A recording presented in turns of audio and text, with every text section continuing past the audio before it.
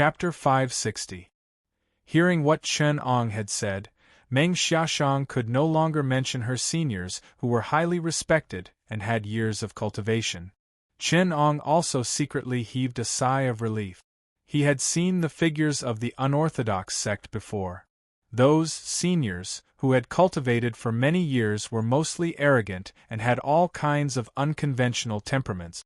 Chen Ong himself had a bad temper. When the time came, he would kill a few of them and cause a few bloody disasters. It would not be good if he did not have the Netherworld River to take the thunder for him. He smiled and said, He Xing was born with a fairy-like demeanor and was nurtured by the qi of heaven and earth. It was fine before he was born, but after he was born, the mysteries of heaven gradually became clear. I don't know how many monks, nuns, and beggars came to ask for money, wanting to trick my disciple to go back and be their disciple. Today, when his jade egg was opened, the qi of clear spirit soared 3,000 feet into the sky. Even though it was covered by the heaven and earth ring and red armillary sash that I refined, and the unorthodox sects didn't know about it, it still alarmed many bald donkeys who had years of cultivation. Those bald donkeys are the most difficult to deal with. They are obviously poor, but they have all kinds of schemes in the dark. As his adoptive mother, you must not be tricked by others. I have a few immortal abodes overseas and countless properties, and they are the most obvious. After saying this, he smiled and sighed. If it wasn't because of Jingming's face, there would be no need to go through so much trouble. He was nurtured by my cauldron of elixir qi, and he is fated with me. Not to mention taking him as a disciple, it is also reasonable for me to raise him as a son. What a pity! What a pity! Since we have agreed previously, let's wait for Jingming for a few years. When he grows up, you can let him choose for himself. Meng Xiaoshang knew that what he said was reasonable, but she was still closer to Jingming. Chen Eng's origin was too mysterious. He was originally a silly Taoist child in a small temple at the foot of the mountain. After he realized his previous life, he became unfathomable, and she felt that he was like a bottomless abyss.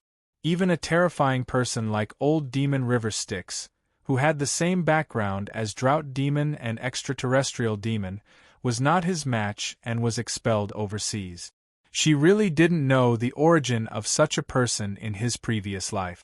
Meng Xiaoshang calculated that Chen Ong had only realized his previous life for 3.5 years, but his cultivation and magic power were already as deep as the sky and as deep as the sea. Such old age was shocking. Meng Xiaoshang had also heard some rumors about the spiritual immortal realm and even the Purple Mansion realm. The son of the celestial lord of the upper realm, giant wood god of the eastern wasteland, was just like that. Thinking about it this way, the inside story was extremely terrifying. Sometimes, Meng Xiaoshang also thought about what kind of origin did Chen Ong have to have such cultivation. She guessed that he probably had to be the ancient golden immortal Guang Qing great sage, or even figures like the green, white, red, and yellow emperors, or the ancient water god Gong Gong or the fire god Zhu Rong. She didn't dare to think about figures like the three pure ones of the mystic door. With such a level of imagination, it was really not enough to guess Chen Eng's origin. One must have seen the birth and death of countless worlds, transcend the corner of Shushan, and look at the countless galaxies and universes, as well as the extremely vast heaven and earth. The human world of Shushan was just a planet that was a few times smaller than the sun. In the past, when Cult Master Chen swept the Milky Way with a wave of his hand, it was as vast as the Milky Way. Since Meng Xiaoshang had such considerations and was concerned about He Xing and loved him like her own son, she revealed it in her words. When Chen Ong saw her stuttering, he knew what she was thinking. She felt that if He Xing became Jingming's disciple, he would definitely have a positive outcome in the future. If he was taught by Chen Ong, he might achieve something. For a mother like her, she always felt that it was better to hand the child over to Jingming, who knew everything about him. However, she really didn't know if it was a blessing or a curse to hand the child over to an unfathomable person like Chen Ong. Chen Ong didn't blame her. He only said lightly, "In the future, let him choose for himself." He didn't mention Meng Xiaoshang anymore. Meng Xiaoshang was shocked. She knew that her thoughts were seen through. She was a little embarrassed and left in a hurry. Standing in the small courtyard of Xixia Temple, Chen Ong allowed the mountain wind to caress his sleeve. The ancient temple had only been repaired for 3 years. It was inevitable that it was dilapidated and old. Chen Ong just pointed and a gust of pure yang true fire burned through it. The mountain peaks and cliffs where the ancient temple was located were all cracked. In the blink of an eye, the mountain roared and the earth raged. Rocks boiled and sand melted. It was just a rumbling sound that sounded like mountain thunder. It sent the foul qi in the mountain rocks into the lungs of the earth to be dissolved. The plants, insects, and snakes on the mountain were all sent into the air by the restrictive spell. Xixia Temple had become more and more ancient after being washed by the Taiying water. When the wind and fire settled down, Chen Ong retracted his mana. He then replanted all the plants, insects, snakes, and beasts, as well as Xixia ancient temple on the ground. The foundation of the mountain had been reforged. The underground restrictive spell was faintly activated. Even the bricks and stones of Xixia ancient temple had restrictions attached to them. With just a raise of his hand, he had reforged this place into a delicate and beautiful paradise. The environment became more exquisite and cute. With a wave of Chen Eng's hand, the 13 springs that he collected from the outer islands and some strange plants were also placed on the mountain. Even though it still looked like a small ancient temple from the outside, it was actually different on the inside. The spiritual energy was flourishing and the formation was hidden in the dark. It was even more perfect than the cave abodes that some rogue cultivators set up in the mountains and rivers. Even the ancient sandalwood in the backyard had a strange spiritual root transplanted into it by Chen Ong. Its spirituality became more and more reserved. Chen Eng's purpose was just to conveniently make his old residence so that there would not be any disturbances. After cultivating in seclusion for a few days, enlightened Miaoi of Qiankuanqi of Amei had already sent an invitation to him before his old friends came. Seeing a pure green sword gleam landing in front of the mountain, Chen Ong stretched out his hand and pulled it in front of him. He took down enlightened Miaoi's invitation from a flying sword with extraordinary spirituality. The invitation was polite and invited him to meet him on Mount Amei 3 days later. Chen Ong picked up his brush pen and replied with a few sentences before putting the flying sword back. Chen Ong himself did not have any conflict of interest with Mount Amei. Looking at the big picture, there were many areas for both parties to cooperate with. Moreover, he had already established a relationship with enlightened Longbrow from the upper realm. That was why he let River Styx go out and cause trouble. He thought that no matter what trouble River Styx caused, it would not attract the intervention of the spiritual realm or even the heaven realm. Who knew that River Styx could cause so much trouble? The incident with the extraterrestrial demon Bliss cult was really like pinching the balls of those bald donkeys. Under such circumstances, it was no wonder that Mount Amei wanted to invite Chen Ong for a meeting to discuss the matter of eradicating the demon. However, based on River Styx's temperament, the matter of eradicating the demon would most likely turn into being erased by the demon. If River Styx was allowed to go all out, it was unknown how powerful the catastrophe of this realm would be. Fortunately, on the surface, Chen Ong was still River Styx's mortal enemy. There was still room for negotiation.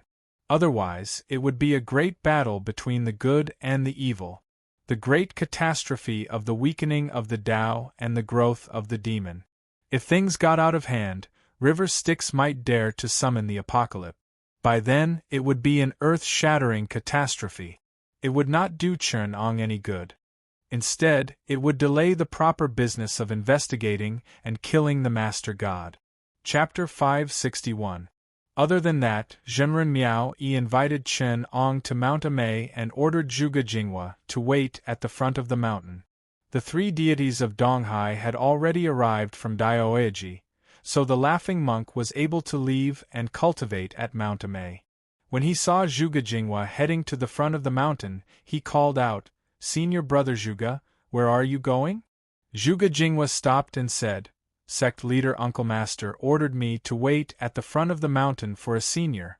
Junior brother Xiao, sect leader Uncle Master was concerned about this matter. He said that this senior's identity is extraordinary, you must not make a mistake. Zhuge Jinghua had always understood his junior brother's personality. Because he was spoiled, he was a little spoiled. Although he was pure in nature, he was a little reckless. Luckily, ascetic Buddha was very strict and did not spoil him. But the laughing monk had an idea. It was obvious that Zhuge Jinghua had underestimated his courage. This person had reincarnated for 2,000 years and had gone through many trials. It was clear that he had committed a lot of sins. He immediately smiled and said, "Senior brother Zhuge, do you know who it is that made sect leader Uncle Master so cautious?" Zhuge Jinghua did not suspect anything and said, "It is the master of the South Sea immortal residence, Chen Ong Zhenren Chen. A few Uncle Masters invited him here to discuss the matter of eliminating the demon. Previously, the River Styx demon came to the Central Plains to create chaos and was his enemy. He tricked his 3 disciples and led them into the evil path. The white-browed divine monk saved his first disciple, Li Hong. He felt that he was fated to meet Li Hong, so he wanted to ask Zhenren Chen to give him a disciple." Monk Xiao said in bewilderment, "I know of this old demon Styx River. He's a powerful old demon from overseas recently. It's said that he's a great Azura demon transformed from a 1,000-year drought demon. My master tried to get rid of the demon, but he broke through the formless sword escape and came back to warn me.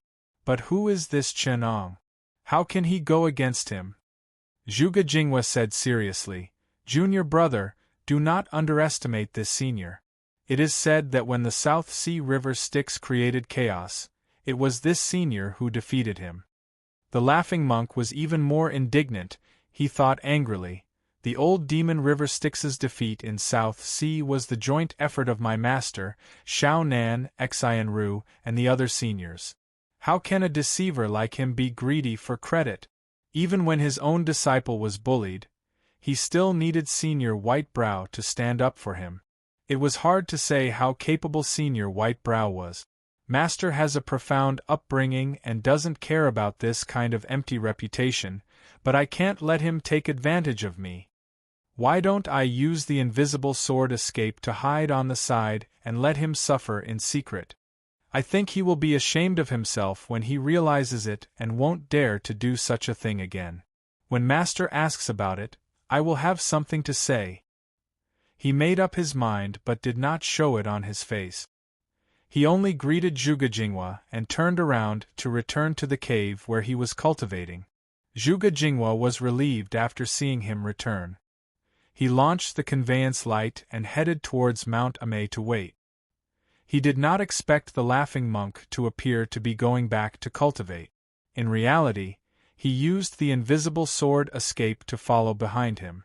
When Chen Eng's sword gleam faintly appeared, he rushed in front of Zhuge Jinghua and blocked his way.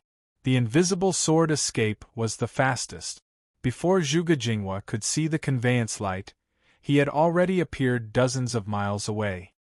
He revealed the figure of a little monk and fell from the sky.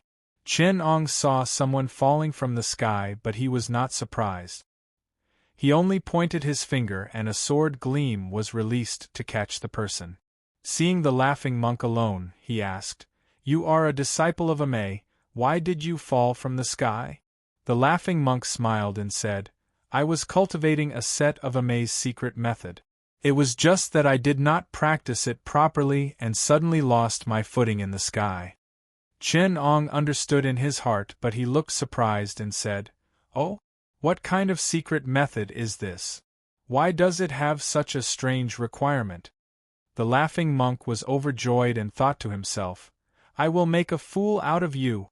How can I easily inquire about other people's secret method? This person's behavior shows that he is not an honest person. I did not blame him wrongly. He was even more pleased with himself, but he spoke as if he was telling the truth. He opened his mouth and said, We have a celestial apricot tree at the back of Mount Amay. If you eat two, you will be able to grow a pair of wings and wield wind and thunder. But there is one thing. This pair of wings will only grow when the heart is anxious and anxious to grow a pair of wings. This time, I wanted to fall from a high place and wait until the heart is filled with fear and anxious to grow a pair of wings. Then I will be able to grow a pair of wings. Unfortunately, no matter how anxious I am, there is no effect at all. After he finished speaking, he stole a glance at Chen Ong. He saw that Chen Ang's expression was indifferent. He only frowned and said, I have heard of this celestial apricot tree, but the legend is illusory. If it really exists, can you take it out and let me have a look? The laughing monk was relieved and thought to himself, This unorthodox person really does not have any rules. I used the celestial apricot tree to trick him and knew that this person is greedy and will definitely ask me for it. When he asks me for it, I will deceive him of his identity and pretend to say, Since you are an esteemed guest of Amay, I will give this to you. When he jumps down from the flying sword, I will hide beside him and beat him up a dozen times. Let's see if he still has the face to come to Amay. His hands did not stop and took out 2 green apricot. Chen Ong looked for a while and suddenly sighed and said, This looks really nothing special. Little monk, did you mistakenly believe the joke of your fellow disciple? The laughing monk saw that he did not believe him and quickly said, If you don't believe me, you can look at me.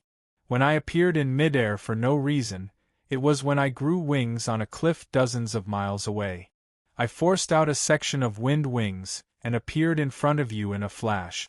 If you still don't believe me, I can let you eat one. You will know after you try it yourself. Chen Ong said, It is not that I don't believe you, but the human body is the most precious thing. What is the benefit of growing a pair of wings and turning into a beast? You Amay disciples know how to have fun. Unlike us rogue cultivators from overseas, we only know how to control flying swords and don't want to grow a pair of wings under our ribs. The laughing monk had no choice but to provoke him. Since you are a guest from overseas, I am not surprised that you do not have such knowledge. This wings of wind and thunder has endless uses. With a flap of the wings, you can travel 9,000 miles. The speed is unparalleled. Do you have this kind of escaping technique from overseas? Chen Ong only sighed and said, If you only have this kind of ability, why bother to grow a pair of wings? Stretch out your hand and I will teach you a way. The laughing monk pretended to stretch out his hand and Chen Ong wrote the word, escape on his palm. He said, Hold it in your palm and breathe into it. Shout, escape upwards.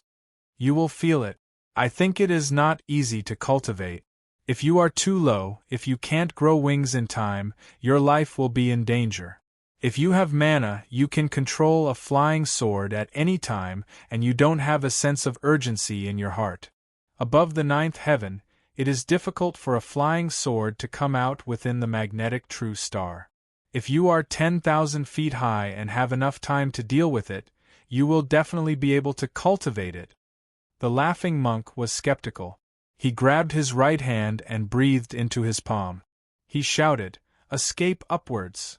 Chen Ong secretly activated the golden ship of fate and performed the celestial star shifting technique to move him into the layer of astral winds.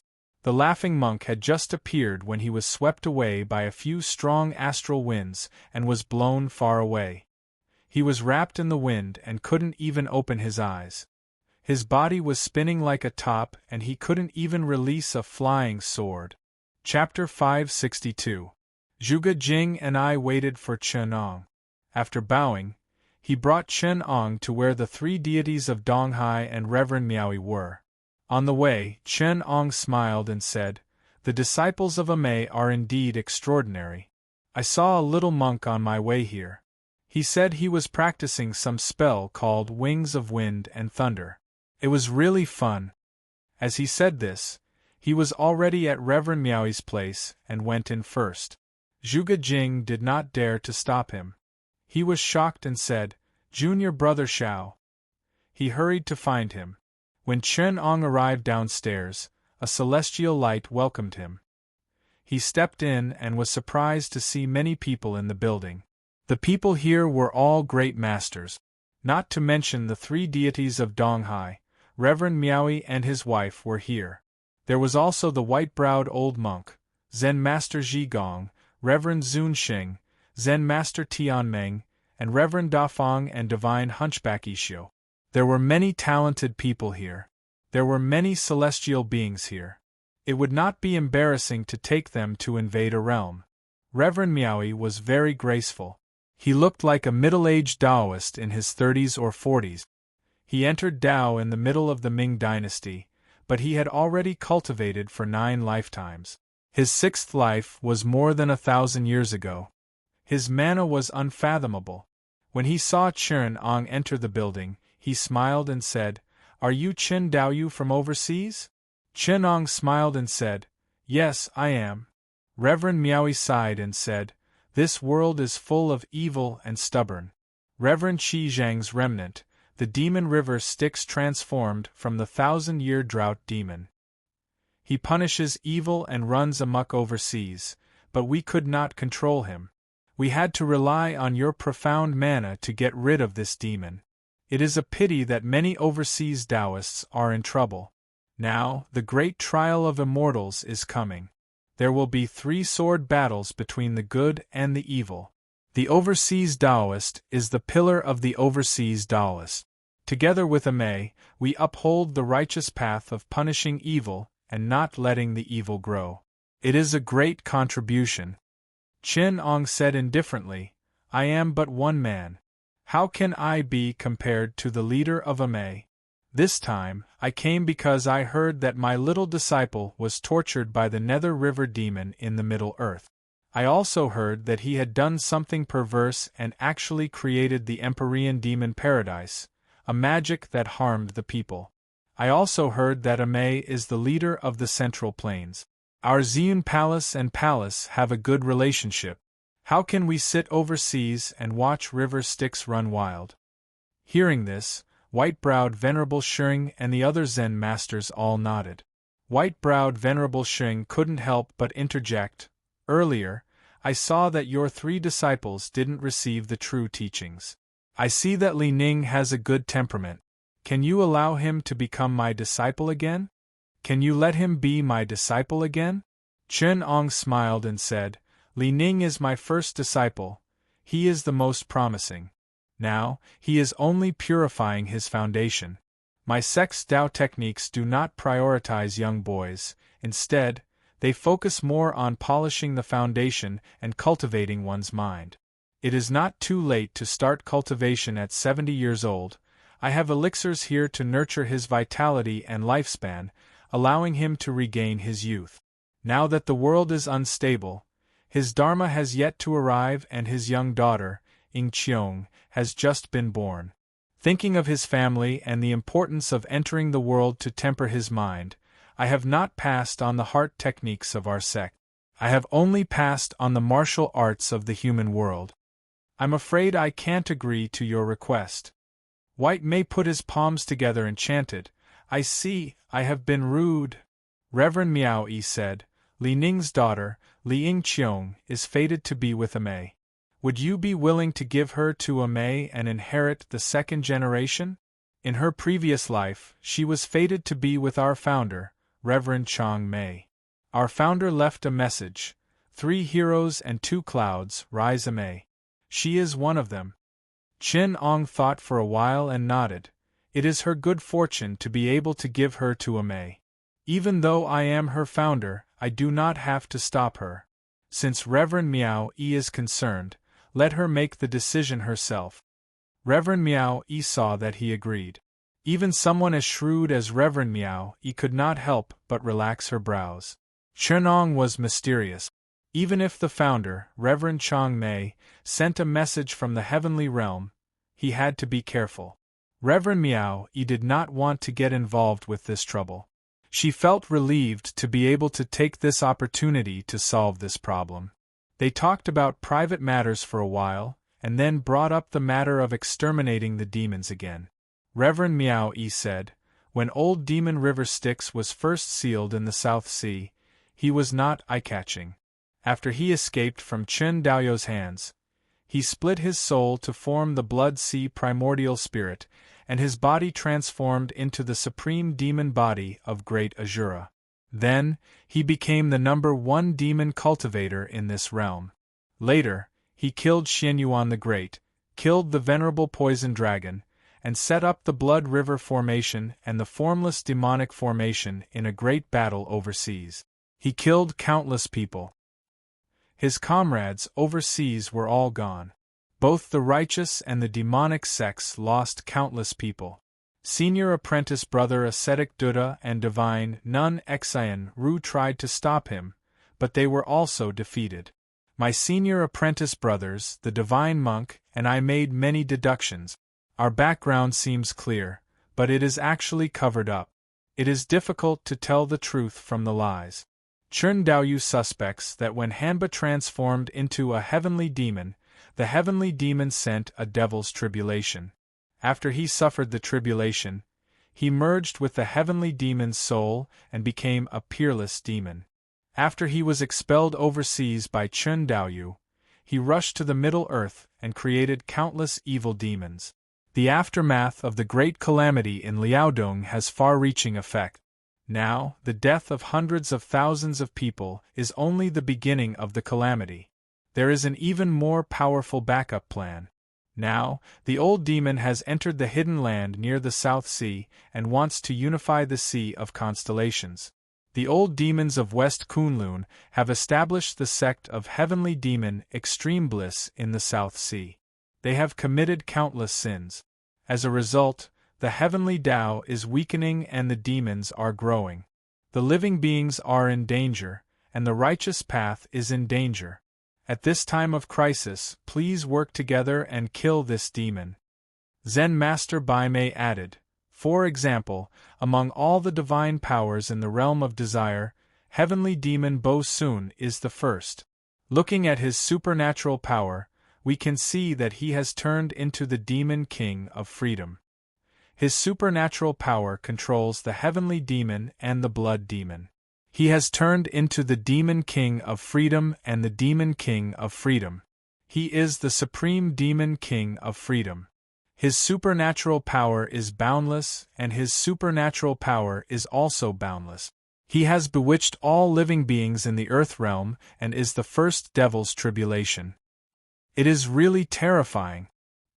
He once said that the sage has no fixed heart and treats the hearts of the common people as his heart. Bo Sun also has no fixed heart and treats the hearts of the common people as his heart. Now, he has opened the realm of heavenly demon extreme bliss, obeying the hearts of the common people in the realm of desire. He has to bear the endless consequences of his sins and turn the world into peace. There is no good or evil, no karmic retribution, and no separation. He said, all forms belong to me. The evil in this is immeasurable. Master Dafeng frowned and said, this person's whereabouts are secretive. Previously, we did not have full confidence. Moreover, the mysteries of heaven are obscure, so we did not take action to eliminate the demon. Now that he has entered the great snow mountain, there is no news of him. We do not know what he has turned into to bewitch the people. Are we just going to wait here? Chen Ong listened for a long time before he explained, River Styx does not take action. Once he takes action, he must have full confidence. This person was born in response to the tribulation and rose with it. This time, we are setting up a tribulation for him. If we win, then it is fine. If he is lucky enough to escape, his supernatural power and supernatural power will increase immeasurably. You must know that the cultivation of the heavenly demon is to set up tribulations with all living beings. The heavier the tribulations, the faster the improvement of the heavenly demon's essence. Chapter 563. Chen Ang's words were very pertinent.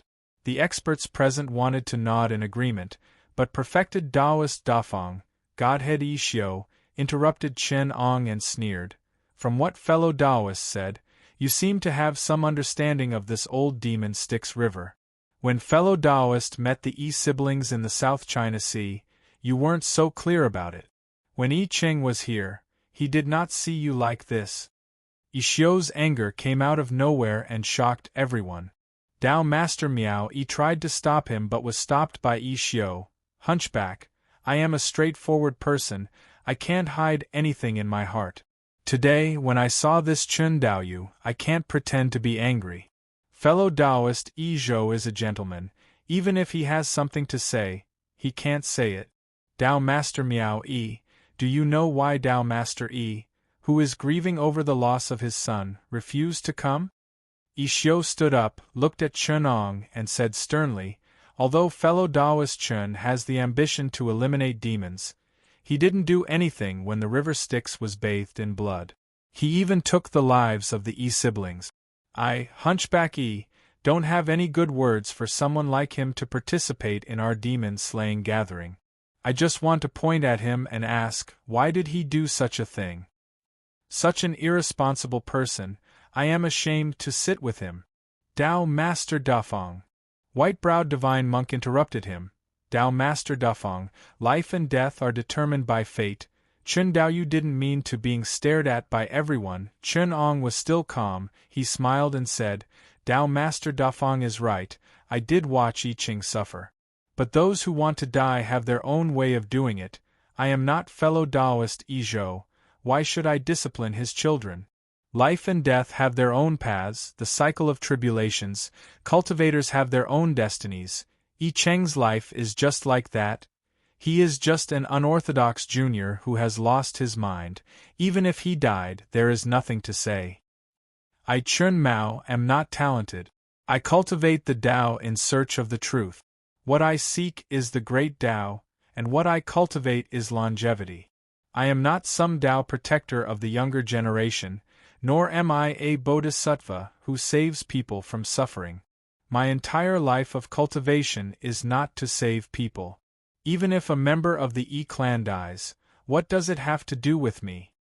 It's just that my strength wasn't enough and I sought the Tao halfway and perished.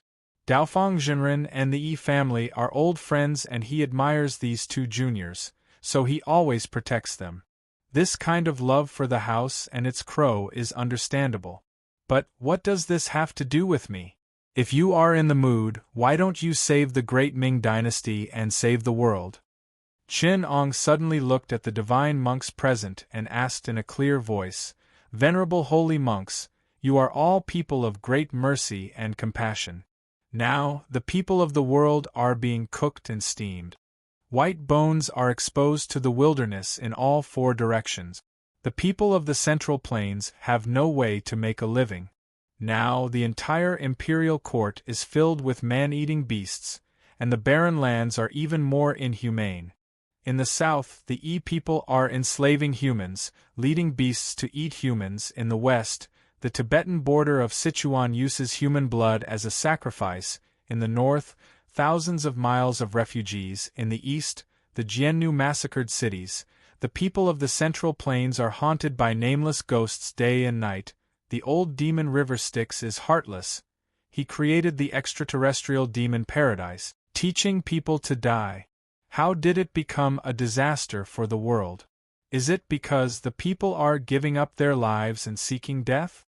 Chen Ong glanced at the faces of Bai Mei, Zun Xing and the others, he asked. How can the people face death with equanimity? How can the people of the world enjoy the extraterrestrial demon paradise? All of you divine monks? Can Buddhism save the great Ming dynasty?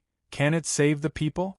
Now that the extraterrestrial demon paradise sect is going against the grain, the people see the Buddhist kingdom as hell, and yearn for the devil kingdom to be reborn. All of you are people who enter the world to save people. Why do you only ask people to pray to Buddha and suffer? You and I both know that the reason why the extraterrestrial demon paradise sect is so rampant is not because the river Styx is bewitching people, but because the people are suffering and have nowhere to escape. Buddhism can't save people, so don't blame people for turning to the devil. It's because of all of you great monks, you are unable to save the world, you don't dare to debate with the devil, so you can only eliminate the devil to protect the Tao, and get rid of the root of the river Styx. After all, if the world is filled with Buddhist kingdom, peace and happiness, none of you can do it. Am I right? All of you don't dare to get involved with the human world, you don't dare to enter the world to save the world, you are just blindfolding your eyes and pretending not to see. Ishio sneered. Cultivators have their own dharma and logos, they are bound by the rules of heaven, and entangled by karma. The human world has its own humanity, how can we outsiders be entangled with it? The crime of the river Styx is to offend humanity with the Tao of the devil. If every cultivator can attack the mortals, what will the world become? Chenong clapped his hands and laughed. Well said. That's the logic. If the mortals don't want to improve themselves, how can cultivators save the great Ming dynasty? Cultivators aren't rearing dogs, so how can they raise the great Ming dynasty? Just let the great Ming dynasty reap what it has sown. This I Ching is making the same logic. He's not my dog, why should I save him? Just because you, perfected Master Dafeng, are tyrannical, if I don't save him, are you going to make things difficult for me? Or is it because the Yi family is powerful, and if I don't save him, will it go against the heavens and humanity? You, perfected Master Dafeng, are close to the Yi family and you love these juniors. But what does that have to do with me? I have my own rules when I do things. The law is measured by the ruler, and it depends on the heart. Who are you to judge? Perfected Master Dafeng, if you want to be strong, then come and try, I will only be stronger than you. Shen Tuishio jumped up, his eyebrows raised, and he sneered at Chenong. This is a Mei's noble place, I won't argue with you here. If you really have such big words, then come and try it with me above the 9 heavens. Chenong just waved his hand, gesturing for him to go up. Please? Perfected Miao One had no choice but to interrupt, he thought. Although perfected Master Dafeng is a little impatient, he has good intentions, it's just that he's too straightforward, he can't tolerate sand in his eyes, he's quite protective. Although Chun Daoyu is a little cold, what he said is also the logic of cultivators. No matter what, it's not good to let the two of them become enemies. As the host of a Mei, perfected Miao One invited, fellow cultivators, please don't hurt the harmony. Perfected Master Dafeng abhors evil. He's a little impatient, and Chun Daoyu didn't do anything wrong. In this kind of matter, it's not up to you to help, it's all up to you. If the two of you hurt the harmony because of this, it's also against the original intention of this meeting. Reverend Zun Xing also smiled bitterly. This meeting is to get rid of the devil, but now the two of us become enemies, isn't it a joke? Why don't the two of us fight with words, showing each other's abilities, so that we won't get into a real fight and become enemies? Chenong didn't mind. Shen Tuishio thought for a moment, then said, originally, Hunchback wouldn't want to stop with this person, but this time, I was invited by perfected Miao One, and I'm really guilty of disturbing this meeting. I don't dare to go against the divine monks. Let's have a fight with this person. Perfected Miao One said, this fight is not for reason, but to determine the winner and the loser, to eliminate this kind of conflict. If we get into a fight, it will go against the original intention, so we need the eminent monks to come up with a rule to make the fight look fair, so that the loser can accept the result with peace of mind. Chapter 564. It was common for cultivators to fight with magical powers. In the past, many disputes between Mount Wutai and Mount Amei were settled in a sword fight between the master of Hunyuan and Immortal Miaoi. Although Mount Amei did not do a clean job in this matter, They still wanted to keep the peace in this fight between Yi Xiu and Chen Ong. The few old monks discussed it over and over again, but in the end, they just sat in meditation and competed with each other. Not to mention Chen Ong, even the hot-tempered Shinta Yi Xiu would not do this. Yi Xiu listened for a long time, and when he heard the plan of the few divine monks, he said unwillingly, "Why do we have to do this? If you want me to say, cultivators have different paths. Let's have a sword fight to determine who is better." Hunchback, started cultivation 200 to 300 years earlier than him. I heard that this Chen Daoyu once had a period of time, and he was famous all over the world. He dared to challenge the Amei Yin and Yang dust formation. He once defeated the old Devil River Styx Blood River formation and chased him out of the sea. How arrogant! I, Hunchback, am, but I still want to see it. In this fight, why don't we break the formation and win? Please Chen Daoyu set up a formation for me. If I, Hunchback, can walk out of it, I win. If I can't, you can do whatever you want to me. As soon as he said that, Reverend Miao Yi and the three deities of Amei changed their expressions. Ascetic Buddha had seen the scene of Chin Ang's Yellow River of Nine Bends formation in the South Sea. It was a magnificent scene that could turn the sky and earth upside down. No matter how much ascetic Buddha overestimated Shintua Isshio's attainment and power, he did not dare to say that he could escape from that kind of formation. Although he had a good impression of Chen Ong, there was still a difference between them.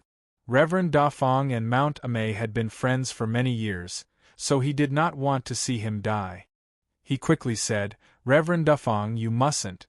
Master Ku Xing, please don't stop me." Reverend Dafeng Yi Xiu interrupted, "Hunchback, I am not an arrogant person. If I can't even break Chen Daoyu's formation, what I did before was just asking to be humiliated.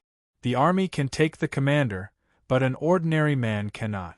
The hunchback couldn't stand his behavior, so he naturally wanted to compete with him. How can you convince people with empty words? Hearing Yi Xiu's assertion, Chen Ong could tell that he was from the unorthodox sect. The more one was from the unorthodox sect, the more he understood the principle of Tao is under the sword. The people from the unorthodox sect did not have a layer of dignity like the orthodox sect of Xianmen. Each of them had a strange temperament and had a style of respecting the strong. Yi Xiu himself was not a reasonable person. In the original story, after the calamity of the Violet Cloud Palace, the Yi brothers fought their way to the Copper Coconut Island and were captured by Tian Qi Exalted. Tian Qi Exalted tried to be reasonable and explained the cause and effect of what had happened. First, he said that his disciples had broken the rules of the Violet Cloud Palace and were punished with 100 lashes. Then, he said that the two brothers were relentless and chased them for 100 miles to the Copper Coconut Island and destroyed more than 70 celestial trees. They didn't distinguish right from wrong, injured people, destroyed the island, and tried to kill his disciples. He wanted to whip the Yi brothers dozens of times. Tian Qi was the one who was in the right. The Yi clan's disciples were too strong and didn't know what was good for them. Tian Qi's punishment was fair and just. However, Yi Xiu had burned the magnetic mountain with a Dao spell and forced the Yi clan's disciples out of the mountain. He even asked esteemed Tian Qi to find him next year to solve the cause and effect. In the end, he caused the Copper Coconut Island's eternal fire disaster, which was a big mess. The people of this generation mostly acted according to their own likes and dislikes. They were not very reasonable. They only wanted to rely on their mana to be able to think clearly and live freely. Although Reverend Miao Wan and the others had their own opinions about the Yi siblings, they did not look down on Chen Ong because of this. They still treated him in a righteous manner. Only people with Yi Xiu's temper would want to have a fight to see who was better. Because Chen Ong knew Yi Xiu's temper, he was not upset. Everyone had their own interests, and Yi Xiu did not put Chen Ang's interests above Reverend Zhou's. It would be strange if he did not consider the Yi clan's interests. Chen Ong was probably like Yi Xiu. He only cared about himself and pursued freedom. He did not put the world's righteousness above his own interest. Therefore, their plan was more in line with Reverend Miao Wan and the other monks' plan. Chen Ong smiled and said, "Although Reverend Dafeng looks down on me, you are right." Chen Ong smiled and stretched out his 5 fingers. He pressed his palm in the air and said, "Reverend Dafeng, you don't need to break my yellow river of 9 tunes array. The yellow river of 9 tunes array cuts the 5 chi and destroys the 3 flowers. Even golden immortal Dara would be affected by it for a while. I don't have a deep grudge against Reverend Dafeng, and I'm not here to kill demons. I can only use one palm. If I use one more hand, I'll be bullying you." When he said that, the other monks nodded secretly, thinking that he had a sense of propriety. But when he said the last sentence, Shen Tua Yi Xiu flew into a rage. He slammed the table and stood up, shouting, "Reverend Chen, you've gone too far." Even Reverend Miao Wan and ascetic Duda thought that Chen Ang's words were too rude and arrogant. Chen Ong waved his sleeves and said, "Mount Amei is a famous mountain in the world. It's not convenient to fight here. I'll press my palm in a remote place in the East Sea. If Reverend Dafeng can escape from this place, then I lose." Then, without waiting for Yi Xiu to shout, he flipped his right hand and a golden light pierced through the sky. Chen Ong gently lifted his right hand and held up the sky. Suddenly, the stars flickered and the sun appeared in the sky. The sky was dark and gloomy. The entire Middle Earth could see a small gap in the sun. Heavenly Dog eats the sun. Chen Ong stepped on the golden ship of good fortune. The heavenly star prohibition on the golden ship was activated to the maximum by Chen Ang's mana. It moved a constellation and covered the great sun in the sky of Middle Earth. Such a shocking supernatural power was really a great mana, great wisdom, and supreme supernatural power. It made the old monks sitting on Mount Amei feel their hair stand on end and panic appeared on their faces. Although the near-Earth constellation of Mount Shu was not as huge as the stars and planets in the galaxy, it was not comparable to a mountain peak or a blessed land. The entire Middle Earth, or even the great eastern wasteland, was only this size. It could cover the sky and the earth. The meaning behind it was horrifying. At this moment, countless cultivators in the entire Middle Earth were shocked. Some were frightened, some were puzzled as they looked at this shocking phenomenon. Wind, rain, clouds, and mist, the sun rises and the moon sets. It's just the breath of the candle dragon. Moving the stars and changing the constellations, it's all in the next palm. As the golden ship of good fortune emitted a golden brilliance, it seemed to be under an unparalleled pressure. It suddenly dimmed and seemed to be on the verge of collapse. The stars in the sky suddenly shone brightly and changed their position. No, it should be said that the position of Mount Amei under their feet changed. Chen Ong seemed to have lifted Mount Amei and moved it to a barren place in the East Sea with unparalleled mana. Reverend Miaoyi watched as the sea turned into mulberry fields in front of Mount Amei. The plain farmland in the basin of Sichuan suddenly turned into the vast East Sea. Reverend Miaoyi knew that Chen Ong moved Mount Amei to the East Sea temporarily with the mana of moving the stars. He took a breath of cold air. Fortunately, he had seen the back of the mountain and knew that Ningtsue Cliff did not move along with the mountains and seas. Otherwise, he would suspect that the Mount Amei Immortal's mansion left by the ancestral master, Reverend Longbrow, would be taken away by Chen Ong with one palm and the prohibition on the mountain would be useless. But even so, it was still a shocking matter. Throughout the Central Plains and the Great Desolate, there was actually not a single person who had Chen Ang's magical power and divine ability. Even Reverend Dafeng Yi Xiu did not dare to say that Chen Ong humiliated him. With such power, he had the qualification to say that if Yi Xiu could escape from his palm, he would win. Without this condition, Reverend Dafeng knew that he would lose without a doubt. Reverend Dafeng, today I will press my palm on this East Sea. If you can escape from this palm, I will lose. If you can't, then you will be suppressed in this palm for 81 years. Chen Ong smiled faintly. His right palm turned slightly from top to bottom. The stars that covered the sun above his head shook with a loud rumble. The sky above Mount Amei seemed to have broken a big hole in the void. The true fire of the sun poured out and burned fiercely. It fell from the sky, and the huge stars in the sky gradually expanded. The sky was murderous, the Big Dipper moved. The stars changed, the stars fell. Chapter 565. Even though there were many connoisseurs in this world, and they could reduce some of the power, it was enough to turn the Middle Earth into a vast ocean and feed the people of the continent to the fishes and prawns. This was a power that could destroy the world. Although it was not as powerful as Tiancan and Deek's sphere of mixed elements, they used the chi of mixed elements left over from thousands of years ago to condense into a planet. Once it cracked, the atmosphere within a radius of 5,000 miles was immediately filled with primordial chi. Earthquakes and landslides occurred, floods surged, and fire burned the sky. Within this zone of vibration, all living things were destroyed, and it even spread.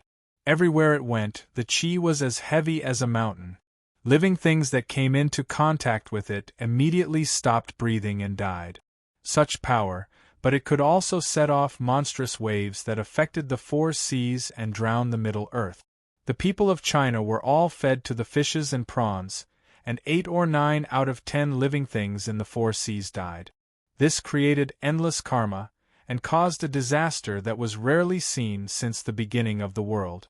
Tiancan and Deek gathered the chi of mixed elements that had almost accumulated into a planet to condense into a magical weapon. Although it was terrifying, the way Chen Ong shook the star and smashed the star that had already formed into a planet onto the East Sea was not inferior at all. The old monks and connoisseurs on Mount Amei panicked. Zen Master Baimei raised the Buddha's light and turned thousands of miles of the East Sea into a Buddhist land. Several divine monks held up the Buddha's light together and turned the barren sea area into a land of Buddha, preparing to wear down the terrifying power of the falling stars. It was hard to say how effective this preparation of using human strength to resist the heavenly power would be.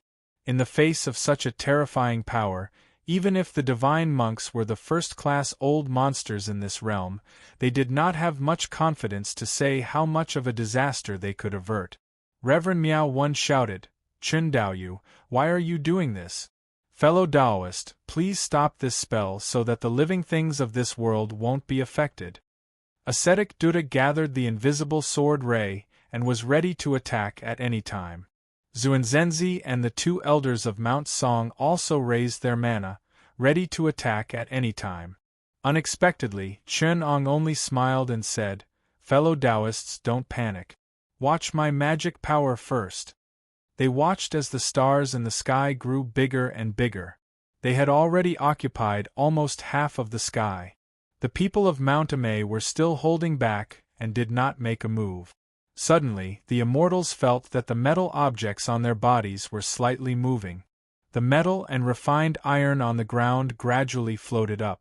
The crushed stones from the refined iron mine in the body of Mount Amei also broke off and floated up slowly. Not long after, some of the juniors of Mount Amei felt that their flying swords were slightly out of control, as if they were about to fly out of their bodies.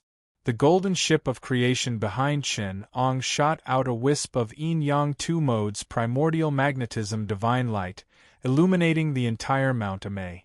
Only then did this sense was cut off. However, what they saw before their eyes were countless veins of gold, stone, iron, and copper on the East Sea in front of them, breaking through the surface of the water. Some of the rare metals even turned into light and shot up into the sky. At this time, ascetic Duda suddenly understood and said, "The star that is about to fall is a magnetic star." His words immediately surprised everyone. Immortal Miaoi counted with her fingers and said, 800 miles south of here is the Copper Coconut Islands North Pole Magnetic Earth Vein. The Copper Coconut Islands Magnetic Earth Vein is a branch of the North Pole Magnetic Earth Vein, which belongs to the extreme Yin element. And the side of this star below is the extreme Yin element. Chen Ong said. Zen Master Baimei withdrew his great amplification Buddhist light and said, "This star is repelled by the North Pole magnetic force, so it will fall slowly. It won't be a disaster. Chen Daoyou's calculation is really." Chen Ong acted as if he didn't hear Zen Master Baimei's reproach. He saw a cyan sword light flying over from the horizon. He smiled and waved his sleeve to take the divine wood sword light. He took a handwritten letter from the divine wood sword, hurriedly glanced at it, and said, "I have a good relationship with Tianqi, the Copper Coconut Island's venerable master. Under the Copper Coconut Island's Earth Meridian is a place where the ancient Earth Lung poison fire accumulates. A few years ago, I secretly released the poison fire here, but I still couldn't get rid of it. After the establishment of the South Sea Mansion, I discussed with the Venerable Master to draw down a magnetic star and use it to suppress the Earth Meridian here. Turn the stars into continents and use the power of the stars to release the poisonous fire. Tianqi, my friend, will control the great natural magnetic formation on the island and control the power of the stars. I will suppress the poisonous fire in the Earth Lung and protect all living creatures on this island. When the star turns into a continent and fills the weak void of the Earth's crust, the star will shake the Earth and remove the poisonous fire. Then, it will turn into a continent and give birth to creatures. We can call it the star continent. It will nourish countless creatures like the central continent and create the world. The star continent is the essence of the magnetic star. I know that my friends from Amei have worked hard to get rid of the minor tribulation of one origin. So, I ask my friends from Amei to use Long Brow Taoist's trick to refine this continent and break the magnetic essence. Then, we can refine the magnetic vein into Tianqi Shangren's magnetic mountain and make it a supreme treasure. At the same time, we can turn this magnetic star into a foundation and move the mountains and rivers of the central continent here. We can create a continent and nourish countless creatures. We can even create a continent and obtain external power that is several times more powerful than the previous minor tribulation of one origin. My friend, although what you are doing is for the benefit of all living beings and to get rid of the great tribulation of one origin, I shouldn't question you. But my friend, you are really rude and unreasonable. You didn't discuss this with Amei before you made the decision. Don't you think you are being too domineering? Ascetic Buddha frowned and shouted. Chen Ong just smiled and said, "My friend, you are too serious. Before I came to the central continent, Tianqi Shangren and I made a wish to the heaven realm and got Long Brow Taoist's permission. As for why he didn't tell Amei, haha, this was Tianqi Shangren's idea. He said, it was Amei who made the first move. Since my friends from Amei have made a lot of preparations and kept it from him, the host, then don't blame him for not telling you." Ascetic Buddha pulled a long face, but he couldn't say anything. If they had followed their plan, it would have been reasonable, but their plan had been overturned. Chen Ong and Tianqi had come up with a new plan to get rid of the minor tribulation of one origin, and they had a 90% chance of success. Besides, their previous plans were unreasonable. Since Amei had made the first move, they couldn't blame Tianqi for making the second move. Now, Tianqi was going to be able to ascend to the heaven realm because of his external power, and he didn't need to care about Amei anymore.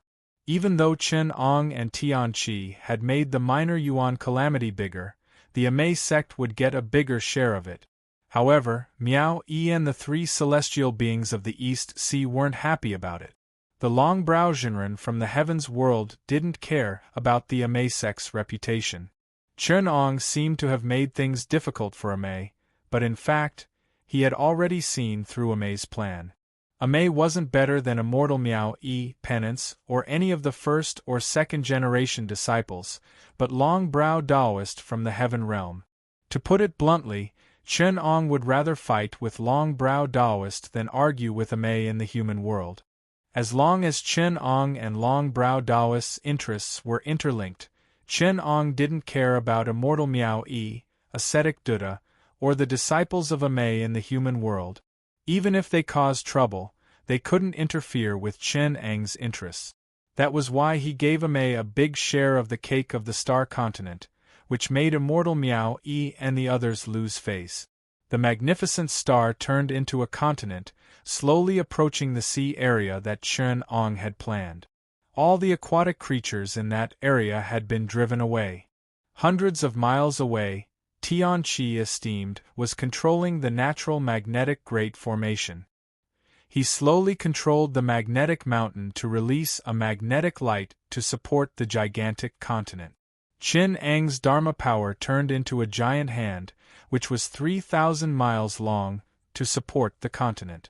Even though the Earth meridians under the copper coconut island were groaning as if they couldn't bear the weight, Master Tianqi was still trying his best to activate the magnetic mountain. He had almost destroyed this great treasure that he had spent a lot of effort to create, but he was still barely able to support the star continent. Chen Ong looked calm and composed, and his gigantic hand was steadily supporting the star continent. He didn't look worried at all, which shocked those powerful cultivators. They knew that half of the weight of the future star continent was on Chen Ang's Dharma power hand. Tianqi esteemed was trying his best, but Chen Ong didn't seem to care at all. Chen Ong patted the back of his head, and the golden ship of good formation turned into a golden light and flew into the Dharma power hand. The Milky Way's Dharma power suddenly split into two and turned into endless yin and yang magnetic divine light, which merged with the continent. Immortal Miao-yi and the others knew that Chen Ong had already adjusted the Earth meridians, primordial qi, geomagnetic force, and so on. Under such great pressure, Chen Ong still had the energy to make such arrangements. In the eyes of Amei people, Chen Ang's Dharma power was unfathomable. With the power of the golden ship of fate, Chen Ong temporarily sacrificially refined the entire star continent.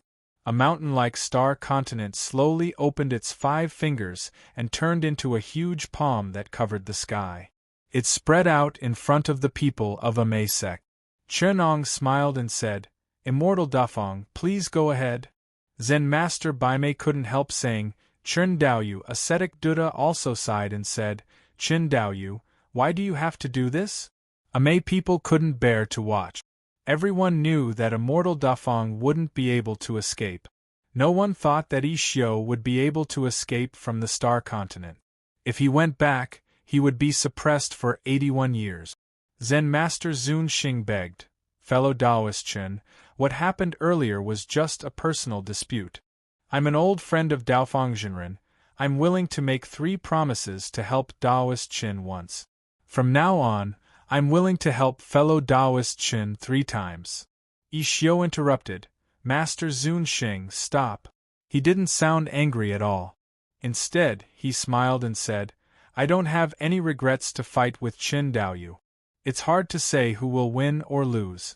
Hunchback, I really want to fight. But after 81 years, I'll come out." Xiao still wants to discuss Dao with Chen Daoyu. Then, he didn't look back and went straight into the star continent. Chen Ong flipped his palm, and the 3,000 miles palm of the star continent opened up. The Taiying magnetic field on the back of his palm turned into the Taiyang magnetic field on the palm. The yin and yang magnetic fields attracted each other. Instantly, the entire star continent and the underground Taiying magnetic field merged into one. The entire palm of the star continent pressed down. The palm of the continent that Xiao was in was pressed down into the lungs of the earth and merged with the crust. Instantly, the poisonous fire in the lungs of the earth erupted, and thousands of miles of the continent turned into boiling lava. The foundation of the star continent and the crust merged into one, turning into a giant palm that slammed into the sea between the East Sea and the South Sea. The 5 fingers were distinct, and the giant continent spanned more than 5,000 miles. It stood on the surface of the sea and went deep into the lungs of the earth. The palm that Xiao was in went 900,000 feet into the crust, deep into the lungs of the earth. He was suppressed by the entire star continent. Chapter 566. Ishio was suppressed by Chen Ong under the star continent. The mountain, which was originally 190,000 feet high, fell down and nailed into the ground. The earth-lung poisonous fire that had been accumulated for 1,000 years was suppressed in the abyss. The copper coconut island was originally weak, but now it was filled by the star continent, which was 5,000 miles long and 3,000 miles wide. It became the thickest part of the Earth's crust. The magnetic star that Chen Ong had shaken down was extremely hard. The earth veins on the continent and the magnetic pure evil qi were condensed by Tian Qi esteemed and Chen Ong. In this way, not to mention Ishio, even the Amei sect would not be able to help him. Only after 81 years, when the aftermath of the magnetic star continent was released, it caused an earthquake that shook the entire continent. It was the power accumulated in the Earth's crust that poured out. It was a disaster of fortune for the star continent. Only then would Ishio have a chance to escape. At that moment, the star continent had already been embedded in the Earth's crust, breaking the earth-lung poisonous fire. The Tai Chi fire surged up, and the nearby sea suddenly shook. There was a huge earthquake, and the mountains and valleys at the bottom of the sea all collapsed. In the blink of an eye, at the edge of the star continent, the mountains were roaring, stones were boiling, sand was melting, and wind, earth, water, and fire were erupting at the same time. The boiling lava burned the nearby sea red. In the star continent, a golden light dashed left and right. Wherever it went, the earth and rocks cracked. The core of a huge star outside the star continent was broken. It was Chen Ang's golden ship of fortune that had drilled into the core of the star continent, unblocked it, and created all the earth veins of the continent. It connected with the nearby water veins and the earth veins, and the primordial qi and earth qi were unblocked. After this, the star continent could be considered to have started to merge with the earth's crust. When the people from the Amei sect and the Buddhist sect saw this scene, they could not help but have complicated expressions. However, Chen Ong did not seem to feel anything. He only looked at the golden light moving around in the earth veins and smiled. This star came from beyond the heavens and has yet to be developed. It is high above the 9 heavens, and there are some heavenly treasures that are rarely seen in the land domain. Now, if we want to create this continent, we need to disperse the primordial magnetic essence qi and clear the stagnant earth veins. Most of the places where the veins of the earth converge are hard, and they contain various precious treasures from beyond the heavens. There's no karma between the heaven Tao and the karma of the heaven Tao. Fellow Taoists, all of you come from vast sects, and you have an endless number of excellent disciples. Why don't you make a move and collect some so that you can refine treasures and open furnaces in the future? As soon as he finished speaking, he commanded the golden ship of fortune to emit the primordial magnetic divine light and collect the various treasures in the earth veins. Among them, the most precious treasures from beyond the 9 heavens were the Milky Way star sand. For example, there were countless Tai star sand that was formed by the residual heat of the meteors flying in the sky and the primordial unity star sand that had yet to disperse. Chen Ong did not forget that the golden ship of fortune was only a small success. It still needed countless heavenly treasures to fill the gap before it could be completed. At the moment, the foundation of the star continent was already stable. Although the aftershocks continued, the underground lava bubbled up from time to time, the gold qi accumulated on the surface of the earth veins, and there were many rocky mountains and mineral veins. It was difficult for plants to grow, and the magnetic qi leaked out. From time to time, mountains floated in the air, and areas with abnormal gravity appeared. It was still a long way to go before it could become a habitable continent that could nourish living creatures. However, he had to make it clear in advance that he had to eliminate the demons hiding in the stars, guide the gold qi, move the mountains and rivers of the central earth, move the mud from the bottom of the sea to the continent, open roads, guide the earth qi, and transplant plants. He had already promised Mount Amei to do all the hard work and all the external skills. Chen Ong had already eaten the greatest benefits from the stars, and the rest of the natural treasures brought out by the earth chi, as well as the rare spiritual medicines, should also be shared with others. It was not a good habit to eat alone. As for the transportation of the magnetic chi, the removal of the magnetic chi from the star continent, and the elimination of the magnetic chi, it was left to Tian Chi and his disciples. Tian Chi wanted to use this opportunity to refine the magnetic mountain, to refine a supreme treasure for his sect, and at the same time, to accumulate external skills for his disciples. The plan he and Chen Ong had already helped him to ascend. However, this old man was very ambitious. He wanted to use this hard work to train his disciples, so that he could ascend together with his outstanding disciples and become their patriarchs in the spiritual immortal realm. Reverend Miao Wen looked at the boundless horizon in front of Mount Amei, the towering Xingchen province that looked like an ancient giant beast. She recalled Qin Eng's method of moving the stars and splitting the heavens and earth. She could not help but be slightly moved. He released his primordial spirit and could see that 6,000 miles southeast of the Central Plains, the Xingchen province stretched for 3,000 miles, like a giant hand spread out on the South China Sea. Among them, the four fingers stretched for thousands of miles, towering like dragons. 4 mountain ranges sat in the northwest, and a large plain in the center of the palm was located in the southeast. To the east, at the position of the thumb, there was a large island slightly smaller than the constellation continent, about 1/10 the size of the constellation continent. This island was near the Copper Coconut Island. Reverend Miao Yi saw Tian Chi and his disciples land on the Copper Coconut Island. It looked like they were going to move the Copper Coconut Island to this big island. Reverend Miao Yi smiled wryly. Fortunately, he knew that what he had done wasn't so good, so he just pretended that he didn't see it. Before Reverend Miao Yi could check the star continent, he saw another beam of light fly up from the magnetic mountain of the Copper Coconut Island and fly towards them.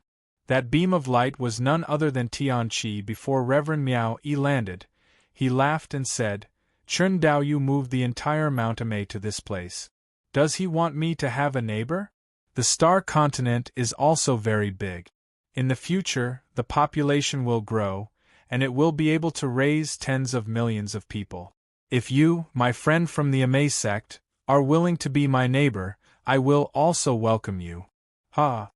Reverend Miao Yi knew that Reverend Miao Yi was mocking him, but he wasn't the kind of person who wouldn't give up easily. Reverend Miao Yi shook his head and sighed. Mount Amei is a famous place in the center of Shu. I don't dare to make Shu lose its fame because of my sect. My friend Tian Chi, you must be joking. Seeing Chen Ong, Reverend Tian Chi asked, "When I was on the magnetic mountain, I saw a beam of light falling towards the star continent, but it was overturned by the star continent. I thought that beam of light was very familiar. Do you know Chen Daoyu?" Tian Chi esteemed didn't know the reason, so he asked Yi Xiu again. He and Yi Xiu had been enemies for a long time, and in the end, both of them had been injured. When he saw Yi Xiu being suppressed by the star continent, he felt relieved and relaxed. So he asked Yi Xiu about it. Yi Xiu's escape light had disappeared, so he asked Tian Chi esteemed about it. Hearing his words, except for Chen Ong, everyone else's expressions changed, but Reverend Tian Chi noticed it. Chen Ong replied calmly, "It's just a small misunderstanding between me and Reverend Dafeng. I made a bet with him, and Reverend Dafeng was willing to live in seclusion for decades." Chapter 567. The river Styx spent 3 days in the Great Snow Mountain before walking out of the vast wilderness. At most, it would pull the snow mountain towards southern Tibet. On the way, one could see the stone path that was trodden by the bearers and the caravans all year round. This road had been the main road into Tibet since ancient times. Because most of the caravans were pulling tea leaves from the center of Sichuan to Tibet, it was called the Tea Horse Ancient Road. Along the way, River Styx's hair and brows were covered with a thin layer of ice. He looked white and old. In the cold highland, he wore a Taoist robe. Occasionally, he met a horse caravan, but they dared to avoid him as they knew he was not an ordinary person. When they arrived at Matua, there were more people. Matua was an important town on the ancient tea and horse road, so it was not uncommon to see Han merchants coming and going. Therefore, there was not a single Taoist priest in Mingi. Tibetan nobles also often came here to purchase tea and silk goods from Sichuan. In the ancient town, caravans came and went, Han guards and waiters leading short horses, and Tibetan lamas rubbed shoulders with each other. It was a different atmosphere from other places. There were many merchants traveling around here, and they were all very discerning. Mingi, a Taoist priest, was here alone. Their stomachs were also a little grumpy, so they did not dare to provoke him. Especially in this cold climate, Mingi was only wearing a thin Taoist robe, which made the discerning people even more afraid and restrained their subordinates from acting rashly. The more this was the case, the more confident those who dared to provoke him would be. There was a Tibetan noblewoman next to him. When she saw River Styx's unusual behavior, her eyes brightened. She was wearing ordinary Tibetan clothing. Although it could not hide her nobility, she was protected by a few big men with scimitars. No one dared to provoke her. The group did not look like nobles on a trip. Instead, they looked like a group of refugees. A big man next to the noblewoman saw this and whispered into the girl's ear, "Young master, we are here to ask head Lama Sambuza to get rid of that demon. Master's life is in danger. Huakang's house name and the glory of his ancestors are all tied to you. Although this Han has some tricks up his sleeves, we don't know much about him. We can't afford to offend him." The young girl angrily said, "Great Lama Sambuza wants me to marry his good-for-nothing nephew. I, Appa, only have one daughter. If I marry him, will the name of my fief be Huakang or Sambuza? Head Lama Sangbuza just wants to take the opportunity to annex our family. I've heard that the mutants and Almighty Han love to help the weak and eradicate evil. If we ask them to help, even if they ask for a high reward, the Han can't possibly swallow our fief. Compared to the greedy head Lama Sangbuza, they are more reliable." The girl's words caused the robust man to fall silent, unable to refute her. The Tibetan noblewoman called out to the people around her, and was about to walk towards River Styx. Suddenly, a loud reprimand came from not far away. A Tibetan Lama, surrounded by a group of servants, was walking on the main street of the town. He was sitting on a platform carried by 4 healthy slaves. There were curtains in all 4 directions. Hanging from the curtains were all thumb-sized red corals. There were also colored glass, gold, silver, giant clam, agate, crystal, and amber inlaid. It was extremely luxurious, dazzling in gold and jade. There were dozens of servants opening the way. They lit musk, sandalwood, dragon saliva, and agarwood. When the Tibetans on both sides of the road saw them, they hurriedly knelt on both sides and kowtowed, not daring to look directly at them. Even the Han caravan hurriedly avoided them. Only River Styx glanced at the large group of people indifferently, then continued walking on his own path. Mingi held a cold moth in his hand and played with it. The cold moth, which was carved out of ice and carved out of jade, looked like a beautiful piece of ice. It was originally a strange creature transformed from a demon. Mingi kept activating his supernatural power, so it was like a dead thing and looked like a handle. When the Lama's platform passed by River Styx, it suddenly stopped. A Tibetan carrying a scimitar hurriedly ran behind the curtains. After listening to the Lama's instructions in Tibetan, the curtains continued to move forward. The Tibetan man carrying the scimitar stood in front of River Styx and stopped him. Not far away, the servant of the Tibetan girl said softly, "It's the uncle of the regent Balyuanai, the head Lama Yundan Gongbu. That Han is too daring. The head Lama Yundan Gongbu is the owner of Mota's house. With the protection of Patala Palace, no matter how capable he is, A servant of the head Lama Yundan Gongbu can still order him around. Young master, it's better not to provoke someone you can't afford to offend for him. The noble girl bit her lower lip and looked extremely unwilling. She looked at the servant of the head Lama Yundan Gongbu and shouted at River Styx with a strange accent, Han. The head Lama Yundan Gongbu has taken a liking to the jade worm in your hand. If you present the jade worm to him, you will receive the head Lama's blessing. If you refuse, the Buddha will punish you. I'm afraid it won't be Buddha who will punish me, but the head Lama Yundan Gongbu who will punish me. Someone whispered. The Tibetan looked as if it was a matter of course. Even though the head Lama Yundan Gongbu was not a powerful living Buddha, his nephew, the regent Baluonai, was the most powerful person in Tibet. He was the owner of Potala Palace. Among all the living Buddha Lamas in Tibet, other than the most powerful living Buddhas who had reincarnated dozens of times, no one dared to not give him face. However, River Styx did not think that the regent Baluonai was worthy of his attention. He also did not think that Potala Palace in Tibet was anything special. Ever since he descended into this world, he had never seen such a reckless person. He did not come to Tibet with good intentions. There were still many positions in the diagram of gods and demons. He did not expect that before he could find trouble with those living Buddhas, someone would come knocking on his door. What was the difference between this and running into the king of hell? Outside the central plains, many people who heard the two words River Styx were already trembling with fear, living in a constant state of anxiety. Even Mount Amay, a top-notch sect, had to invite Chen Ong for a discussion. Many divine monks came one after another. Today was the first time they saw a lama with no more than third-rate magical power putting on airs and forcefully demanding the cold moth. Should River Styx say that he was extremely daring? It was better to say that he was reckless. The population of Tibet was no more than 1/100th of the Great Ming dynasty. Even some of the big countries in the sea had more people than them. In terms of national power, they were even more inferior. In history, they had been beaten by the Mongols, and the Mongols were conquered by the Jurchens. Today, the Jurchens had hundreds of thousands of tribes, and about half of them had been refined into evil corpses by River Styx. Chapter 568.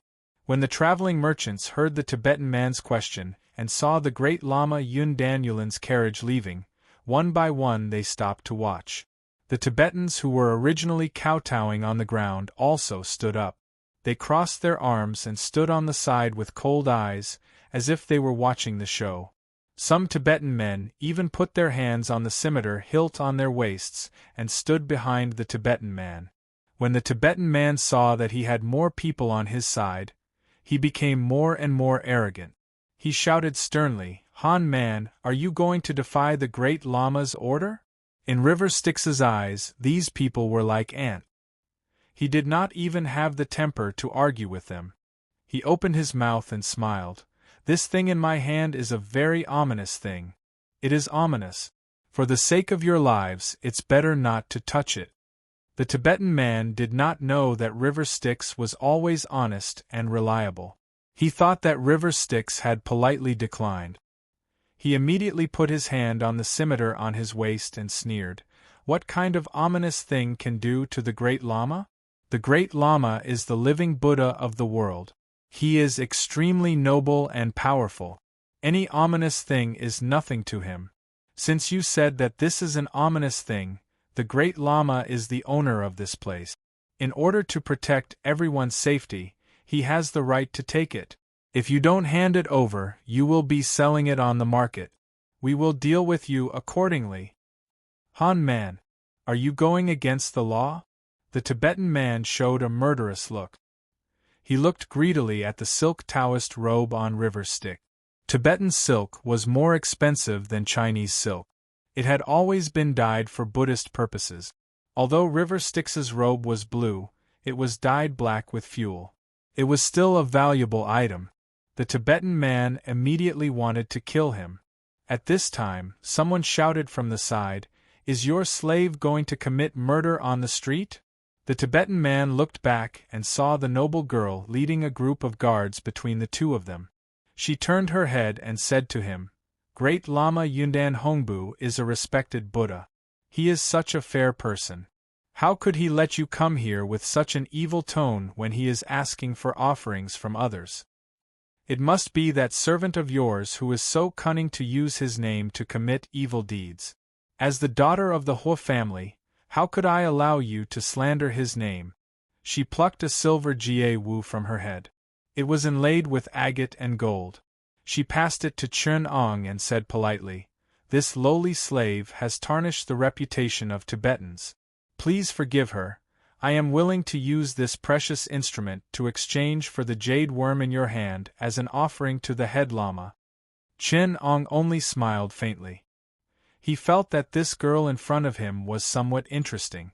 Did she think that he would owe her a favor by exchanging something for the frost moth in his hand? However, he still smiled faintly and said, "I'm not exaggerating when I say that this thing is a ferocious object. It's just that this cold boar can't be exposed to the wind. If it leaves my hands, it will come back to life when it sees the wind.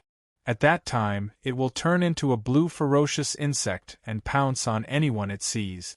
Those who are attacked will immediately turn into ice, and their souls will be devoured by it. Since you want this jade worm, I'll give it to you. But there's one thing, you must hold this jade worm tightly. Once it catches the wind, the consequences will be unpredictable." As soon as he finished speaking, River Styx took out the cold boar jade slough and passed it to the girl. The girl was skeptical, but she held it tightly in her hand and stuffed it into the Tibetan man's arms. She shouted, "You lowly slave, take it and leave. If you dare to come and cause trouble again, don't blame the Hua family for informing the head lama of Yundan Mercury. Let's see if he will punish you." The Tibetan man held the cold borer in his hand and glared fiercely at River Styx. However, the difference between a Tibetan aristocrat and a slave was too big. Although he was the head lama of Yundan Mercury, he was still a slave. If this aristocrat in front of him complained to the head lama of Yundan Mercury, he would not have a good ending. He could only curse and leave. The aristocrat girl, Huakong Solingzam, insisted on protecting River Styx. Her servants and guards were very puzzled. The leader of the men said softly, "Young master, that Han Taoist priest is being humiliated like this, and he doesn't even dare to talk back. He doesn't look like a very capable person. He doesn't even dare to scold a slave. How would he dare to fight with a demon?" Unexpectedly, the girl did not even look at him. When she saw that River Styx was about to leave, she hurriedly followed him. An old servant came down and pulled the man aside. He said in Tibetan, "Duojin, you don't know, the Han people do not value bravery as a good quality. They value silence and keeping a low profile. The Han people's sorcerers will not do anything that they think is boorish. Of course, it is considered boorish to argue with a slave. This is a strange tradition of the Han people. Sometimes, some lowly slaves and women can have very powerful spells." Huakong Solingzam greeted River Styx warmly. "The weather in the Great Snow Mountain is very cold in Tibet. We are wearing leather jackets, but you are wearing a silk robe. I think you must be a master with magic power. I beg you to save our Huakong family. An evil demon cursed my father and cruelly massacred my people. Solang Tome came to meet to find a virtuous and compassionate master like you." Without waiting for River Styx to reply, she knelt down on one knee and was about to kowtow to River Styx. The guards who followed her, including the man who did not believe in River Styx, also knelt down helplessly. They shouted in a strange Han language, "Please save our master." River Styx heard them calling him Taoist master in a strange tone. He calmly shook his head and said, "I still have something to do. I can take a look, but I don't know the whole story. How would I dare to interfere in your life and death situation?" After saying that, he casually pointed his finger. The few people felt an unparalleled force lifting them up. Solingzam was naturally overjoyed, but the Tibetan man was extremely shocked. At this moment, there was a commotion in the distance. A few people shouted in a shrill voice, "Yundan Mercury Cloth Great Lama is assassinated! Yundan Mercury Cloth Great Lama is cursed by the shaman." Solingzam and the rest turned around to look. They saw countless indistinct blue light spots flying towards them. Yundan Mercury Cloth Great Lama was in the center of these light spots. He was wailing in agony. His wide robe spread open like a big bird's wings, helping him to fly several feet high. However, this could not stop the blue light spots from going in and out of his body. Every time they went in and out, it was like tearing the flesh from Yundan Mercury Cloth Great Lama's body. Yundan Mercury Cloth Great Lama's bodyguards and servants also fled in all directions in fear. The servant who asked River Styx for the cold moth earlier screamed and ran towards them. His face was filled with fear. When he saw River Styx, he was so frightened that his expression became twisted. He opened his mouth wide and was about to shout something when a blue cold moth flew out of his mouth. Immediately after that, his entire body turned into an ice sculpture in front of Solingzam. Then, because of the frightened people around him, he fell to the ground and shattered into pieces. Yundan Mercury Cloth Great Lama howled in midair for a while. He suddenly fell to the ground and turned into a pile of ice shards. In just a few breaths, more than a quarter of the people on the street were dead. The frightened merchants and Tibetans hid in the houses to seek refuge. Yundan Mercury Cloth Great Lama's bodyguards turned into ice sculptures one by one in front of Solingzam. It was not until River Styx reached out with his hand that the blue ice worms that filled the sky turned back into a cold moth that looked like it was carved out of ice jade. It lay obediently in his palm. Chapter 569. Seeing how River Styx had captured those terrifying blue worms with just a pinch of his fingers, Solong Tshomu and the rest were both surprised and afraid. They were surprised because this person before them was truly a master with magical power. He had killed the Yundan Mercurial Cloth Head Lama as easily as killing an ant. It was clear that even the Patala Palace's living Buddha could not compare to him. They were afraid because this person killed without batting an eye.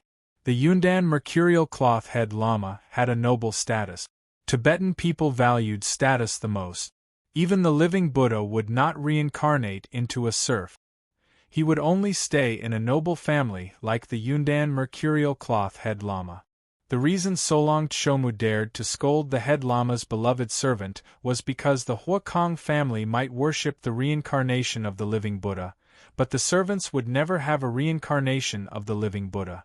This was the so-called equality of all living beings. However, under River Styx's hands, they had truly witnessed the equality of all living beings. Regardless of identity or status, River Styx had granted them an equal death. Seeing how the head lama, whose status was much higher than theirs, was easily killed by River Styx, Solong Tshomu could not help but feel fear. He even buried some disrespectful thoughts in his heart. In their eyes, River Styx had probably become a demon like Mahakala that was suppressed by the Buddha. They could not help but fear and revere him.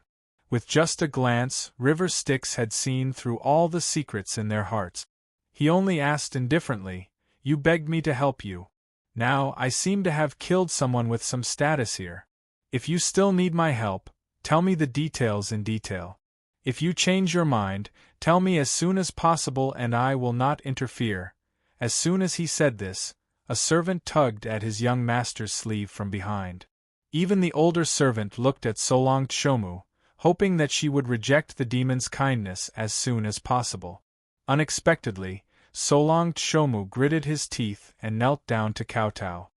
"Great Master, please help me eliminate the demon that cursed my father." River Styx waved his hand and said, "First, tell me how you became enemies."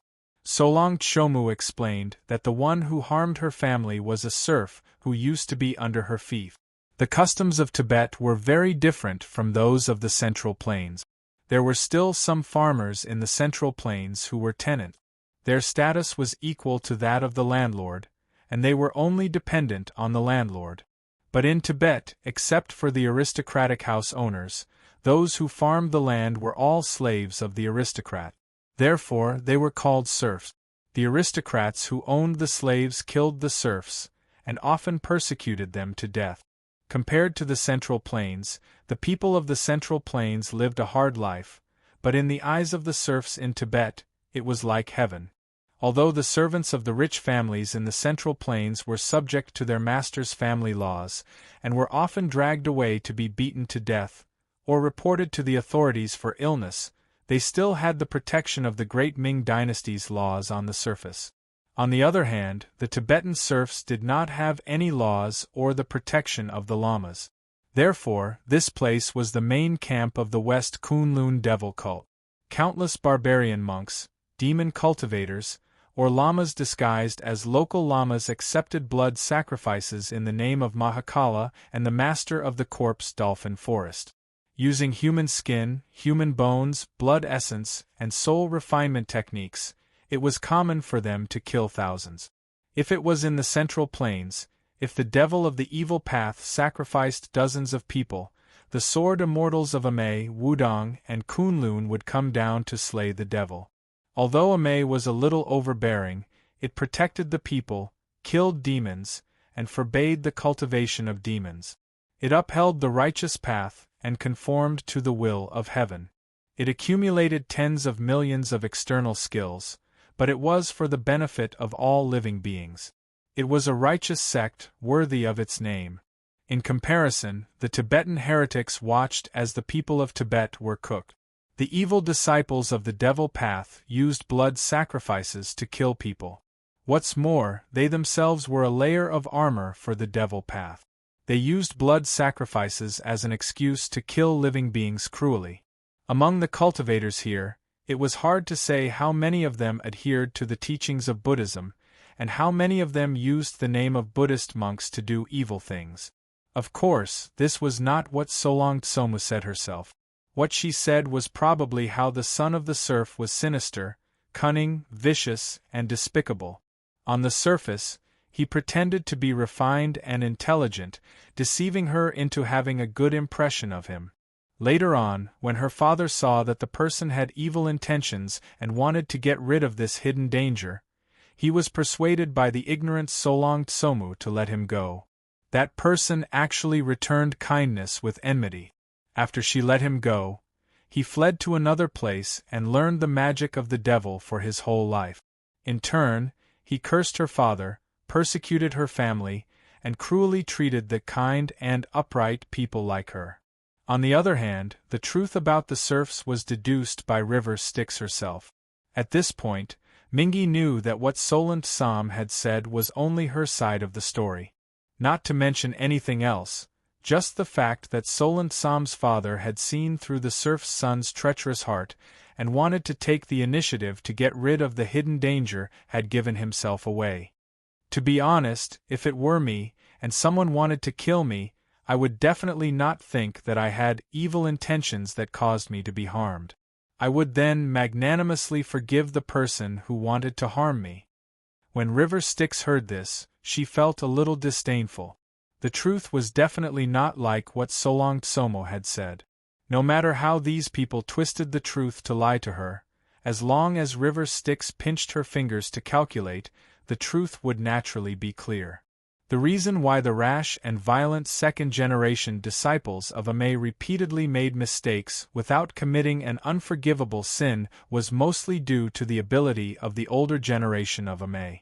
There were always mortals in the world who wanted to deceive cultivators or steal opportunities. They schemed secretly, but they did not know that heaven's secrets were above them. For cultivators who could calculate, no matter what kind of deceitful lies they could easily see through. The reason why River Styx wore so many disguises and lived freely in the world was because of the hard strength in her hands, the unfathomable cultivation of herself, and the connections in her family. Without strength, she could only rely on temporary foresight. Even if she could gain some benefits for a while, she would still not be able to defeat those old foxes in the end. River Styx's primordial spirit reflected the secrets of heaven. She calculated according to Solong Tsomu's words.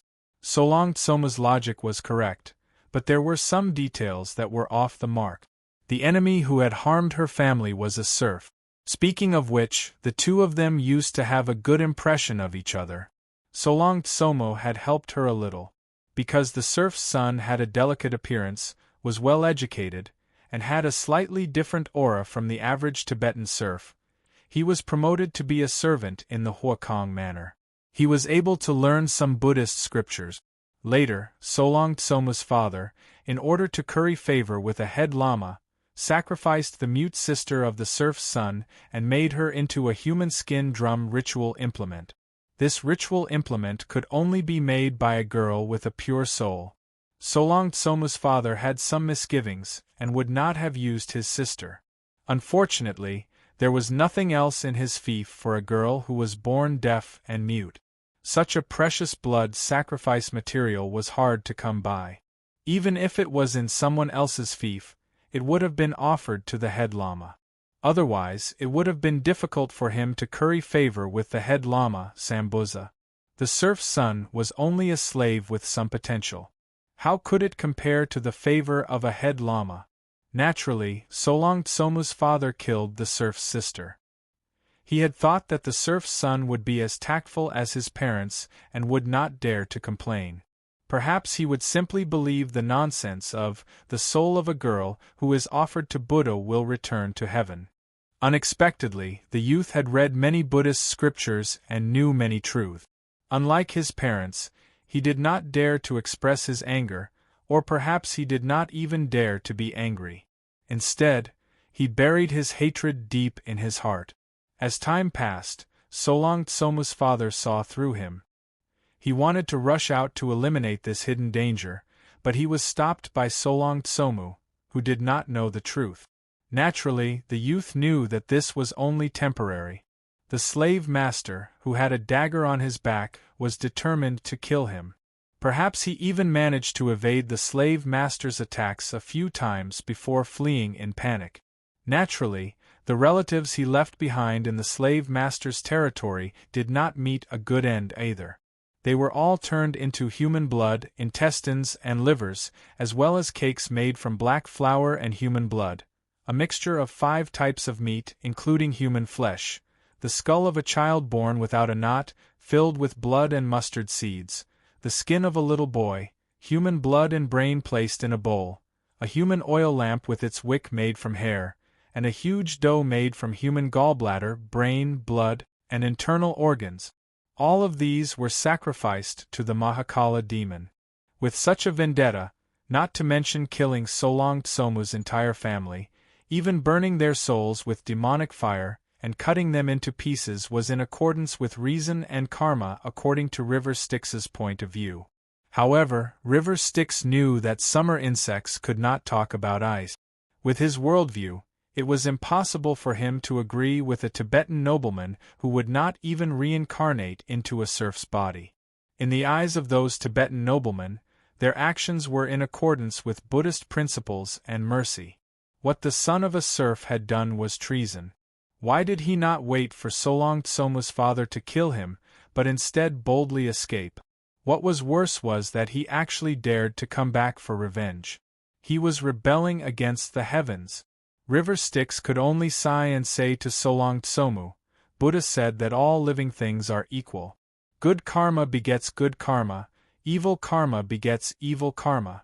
The enemy you provoked is the evil karma you brought upon yourself. I can't help you.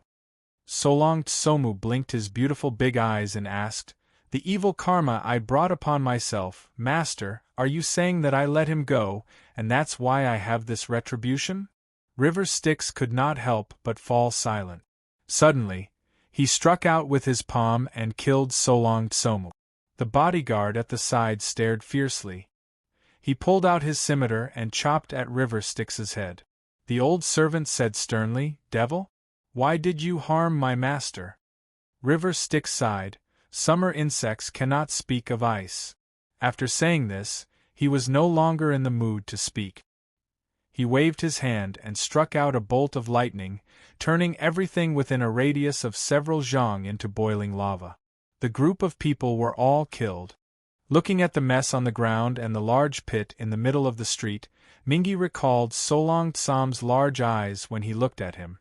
He suddenly scolded fiercely, "Ancestor, how could you not see that a girl who looks decent has actually taken the Lama's nectar and great incense?" Note 1.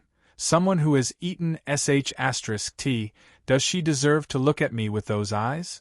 After saying this, he stomped his feet fiercely on the ground. He released the heavenly demon from the celestial demon painting and ordered, "You few, kill that Lama Sang Buza and the entire temple. Then throw them all into the cesspool.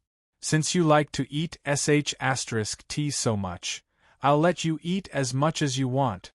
River Styx made up his mind. After he absorbed the souls of the Lamas into the celestial demon painting, he must refine them into filthy demons and make them fall into the cesspool hell forever. After this incident, Mingi really understood why those Lamas could preach the Buddhist doctrine of all living beings are equal in a slave society. It turned out that they did not regard serfs as human beings at all, but as cattle and horses. The monks of the Han dynasty could watch the common people raise cattle, sheep, and horses and kill chickens and duck. The Tibetan Lamas could naturally watch the slave owners persecute the serfs and kill them to offer sacrifices. The difference was that the Han monks could not eat meat because all living beings were equal. They did not stop other people from eating meat, and they refused to eat other sentient beings. However, the Lamas not only watched the slave masters eat people, they even happily became slave masters themselves and ate people with them. All love will come.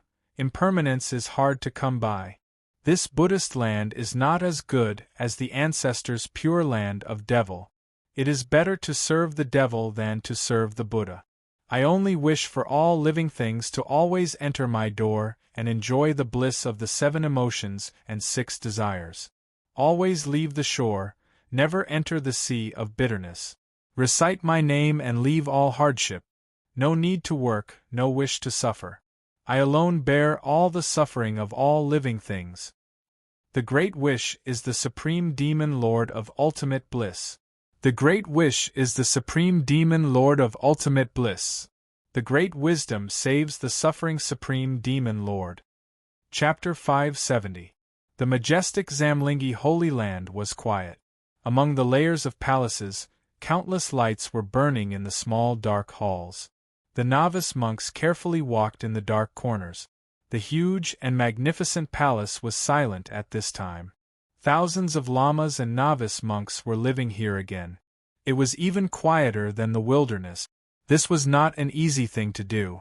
The rules in the Tantric sect were very strict. The more emphasis was placed on seniority, the more attention was paid to the rules. Without these rules, the status of the living Buddha could not be reflected, and the solemnity and holiness of the living Buddha could not be maintained. Therefore, they could not point at the living Buddha here. They could not talk nonsense in front of the living Buddha. The novice monks could not look at the living Buddha, and they could not talk about the living Buddha with their tongues. They could not talk loudly, and they could not act without authorization. Such a solemn and holy existence, if they moved carelessly, they would die. Even if the officials of the great Ming dynasty came, as long as they offended the authority of the living Buddha, they would be severely punished in the name of grave sins, questioning and defaming the Buddha. The Tibetans were never afraid of sacrificing tens of thousands of lives to maintain the dignity of the living Buddha. Under such circumstances, the great Ming dynasty, who did not dare to provoke the border, would certainly not risk the instability of the border and fall out with the gurus of the Zamlingi Holy Land for a few officials. Every day, the living Buddhas here would produce hundreds of kilograms of the popular big and small incense, sweet dew, red and white bodhi for the novice monks and lamas to take and comprehend. Only the Tibetan nobles and slave owners with wisdom and Buddha nature would be bestowed by the Zamlingi Holy Land and happily take the gifts of the gurus. The lamas who kept these sacred objects in golden vases and golden caskets looked solemn and respectful. With pious movements, they carried these objects away from the living Buddha's residence. A Dharma protector lama with strong muscles and bones carried a golden plate covered with a black cloth and hurried over with 8 lamas from outside the Holy Land. They carefully avoided those acolytes who carried the sacred objects with meticulous movements, and headed in the direction they came from. The structure of the palace was not suitable for daylighting, and the lighting conditions on the plateau were not good either. Under the dim light of the butter lamp, they stepped on the thick woven carpet and smelled the fragrance of the rich spices in the hall. Instantly their tiredness was gone and their spirits were refreshed. They held the golden plate in their hands even more cautiously. The surroundings were beautifully decorated, inlaid with agate, crystal, coral, pearl, and azure glass. Of course, most of it was still gold. The eaves of the palace were pointed outwards, and the corners of the roof were raised. The copper roof tiles were gilded with gold, and the ridges were decorated with gilded sutras, vases, scorpion fish, and golden-winged crows. The walls under the eaves were decorated with gilded copper ornaments. The images were all of the 8 treasures of Buddhism. The pillars and beams were covered with brightly colored paintings and gorgeous carvings. The interior of the palace in the Zamlingi Holy Land was crisscrossed with corridors and halls. The space was winding and unpredictable. Even the middle-aged guardian lama, who was familiar with the layout, had a hint of solemnity and piety when he was in it. Along the way, the Gabala bone ornaments, pagoda, sutras, and prayer flags were getting more and more mysterious. The strong waves of psyche power were crisscrossing in the void. Countless gilded sutras were circulating on the surrounding instruments from time to time, emitting a hint of glazed Buddhist light. An old lama wearing a pilla hat was sitting on a lianhua stool. He was skinny, and his facial features were deeply sunken. However, within his skin and flesh, there was a divine brilliance like that of Vajra. When he saw the middle-aged guardian lama coming in, he only silently chanted the name of Buddha and asked, "Are you here for the murder of the 2 head lamas, Yundan Mercury Cloth and Sangboza?" The 2 head lamas who were obedient to us were killed on the same day. The headquarter is extremely shocked. We must not let this kind of unpardonable murderer, who has come out of the Buddha's body and blood. The headquarter has already ordered the guardian lama to find the whereabouts of this person. We will definitely seek justice for the 2 head lamas. The guardian lama replied, "Dharma King Saragatikan, I have ordered the local nobles to search carefully." Finally, at the place where the murderer committed the crime, they found a trace of the murderer's traces. After saying that, he offered the golden plate in his hand. Dharma King Saragatikan took the golden plate. He did not look at it immediately. Instead, he stroked the black cloth that covered the golden plate and praised, "Well done." After saying that, he silently closed his eyes to sense. Below, whether it was the middle-aged guardian lama in the lead or the 8 lamas behind him, they all revealed a look of awe. Dharma King Saragatikan opened his eyes abruptly and shouted, "Scoundrel!" His primordial spirit had already exchanged dozens of blows with the primordial spirit of River Styx that was left on the golden plate. Although River Styx was not in front of him, the supreme magical power of free-form incarnation was already above this person's nature. Therefore, with just a little bit of weak psyche power, he was able to fight to a draw. It was not until the other old lamas, who were like dead men, opened their eyes at the same time that he was barely able to expel this bit of psyche power. River Styx stood on the Tibetan plateau thousands of miles away, surrounded by lush grasslands. Suddenly, he raised his head and looked in the direction of Lhasa, the center of the esoteric sect. He laughed softly and said, "It is not so easy to take the things of the ancestor. If you want my things, then exchange them with your life. I have hidden them in the diagram of gods and demons." Dharma King Saragatikan flipped open the black handkerchief that covered the golden plate, revealing a stem borer that was carved out of ice and jade. At this moment, the psyche power of River Styx had been expelled by them together, leaving only an obscure and mysterious power and a greedy thought that made Dharma King Saragatikan tremble with fear. I'm afraid this is the reason why the two head llamas, Yundan Mercurial Cloth and Sambuza, were killed? Such a strange ancient insect, even if it is only left with its shell, it still has such evil root. It is indeed a ferocious creature. I will have to enlighten it. The two old llamas beside him, who were already withered, smiled and echoed, subduing the heretics is the supreme magical power of Buddha. If Dharma King Sarigatigan can subdue this ancient ferocious creature, he will definitely be able to add an immeasurable magical power to the orthodoxy, and his Dharma cultivation will improve. He will be the first Dharma king of the sect. Even though Dharma King Sarigatigan's skin had been polished like diamond, he could not help but reveal a smile. He picked up the jade insect on the golden plate, opened his mouth, and chanted in an obscure Sanskrit voice. Immeasurable Buddhist light emitted from the back of his head and gathered towards the jade insect in his hand. River Styx, who was thousands of miles away, felt an exquisite psyche power trying to invade the nature of the frost moth. However, the frost moth was originally a mutated demon transformed from the endless demons in the diagram of gods and demons. If it had an essence, it would be the essence of the demon in the realm of desire. Upon being affected by the psyche power, it was about to make a ruckus, but River Styx managed to suppress it and urged the dozens of sky demons in the diagram of gods and demons to invade it with supreme psyche power. In the holy land of Zamlingi, Dharma King Sarigatigan smiled and chanted even louder. He could already feel his Buddhist psyche power invading the nature of the frost moth, and he seemed to be able to control most of the power of this strange insect. Seeing that he was about to succeed, he could not help but be overjoyed. However, in an instant, the frost moth in his hand suddenly changed. In the blink of an eye, it woke up and drilled into Dharma King Sarigatigan's mouth like lightning. It turned into a cold current along his trachea and was about to seep into Dharma King Sarigatigan's organs. Dharma King Sarigatigan's expression changed drastically. He hurriedly used his psyche power to suppress it, but how could he suppress it?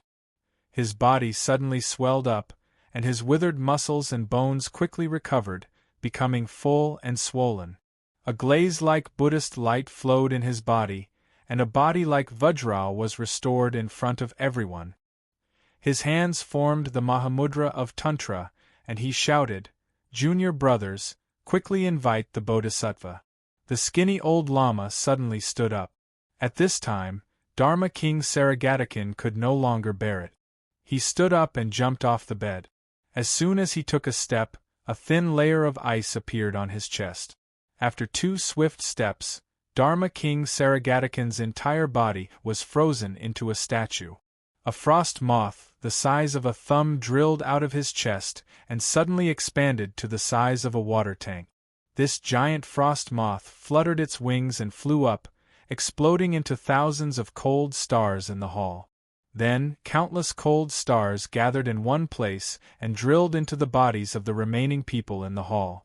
In an instant, their blood essence was sucked dry, and they turned into dried corpses. These frost moths drilled back into the bodies of the dried corpses. Dharma King Sarigatigan's primordial spirit was still frozen in his body.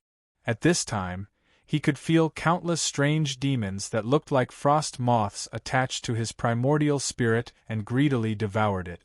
Chapter 571. With a single thought from River Styx's sky devil primordial spirit, the 6-winged cold boar dispersed and flew towards other parts of the huge palace like lightning. Countless cold boar devil insects had 6 wings that were like blades. When they retracted their wings, the shape was like a dark blue flying knife. When they spread their wings, the 6 flying knives spun rapidly like shooting stars. Wherever they went, humans and animals died.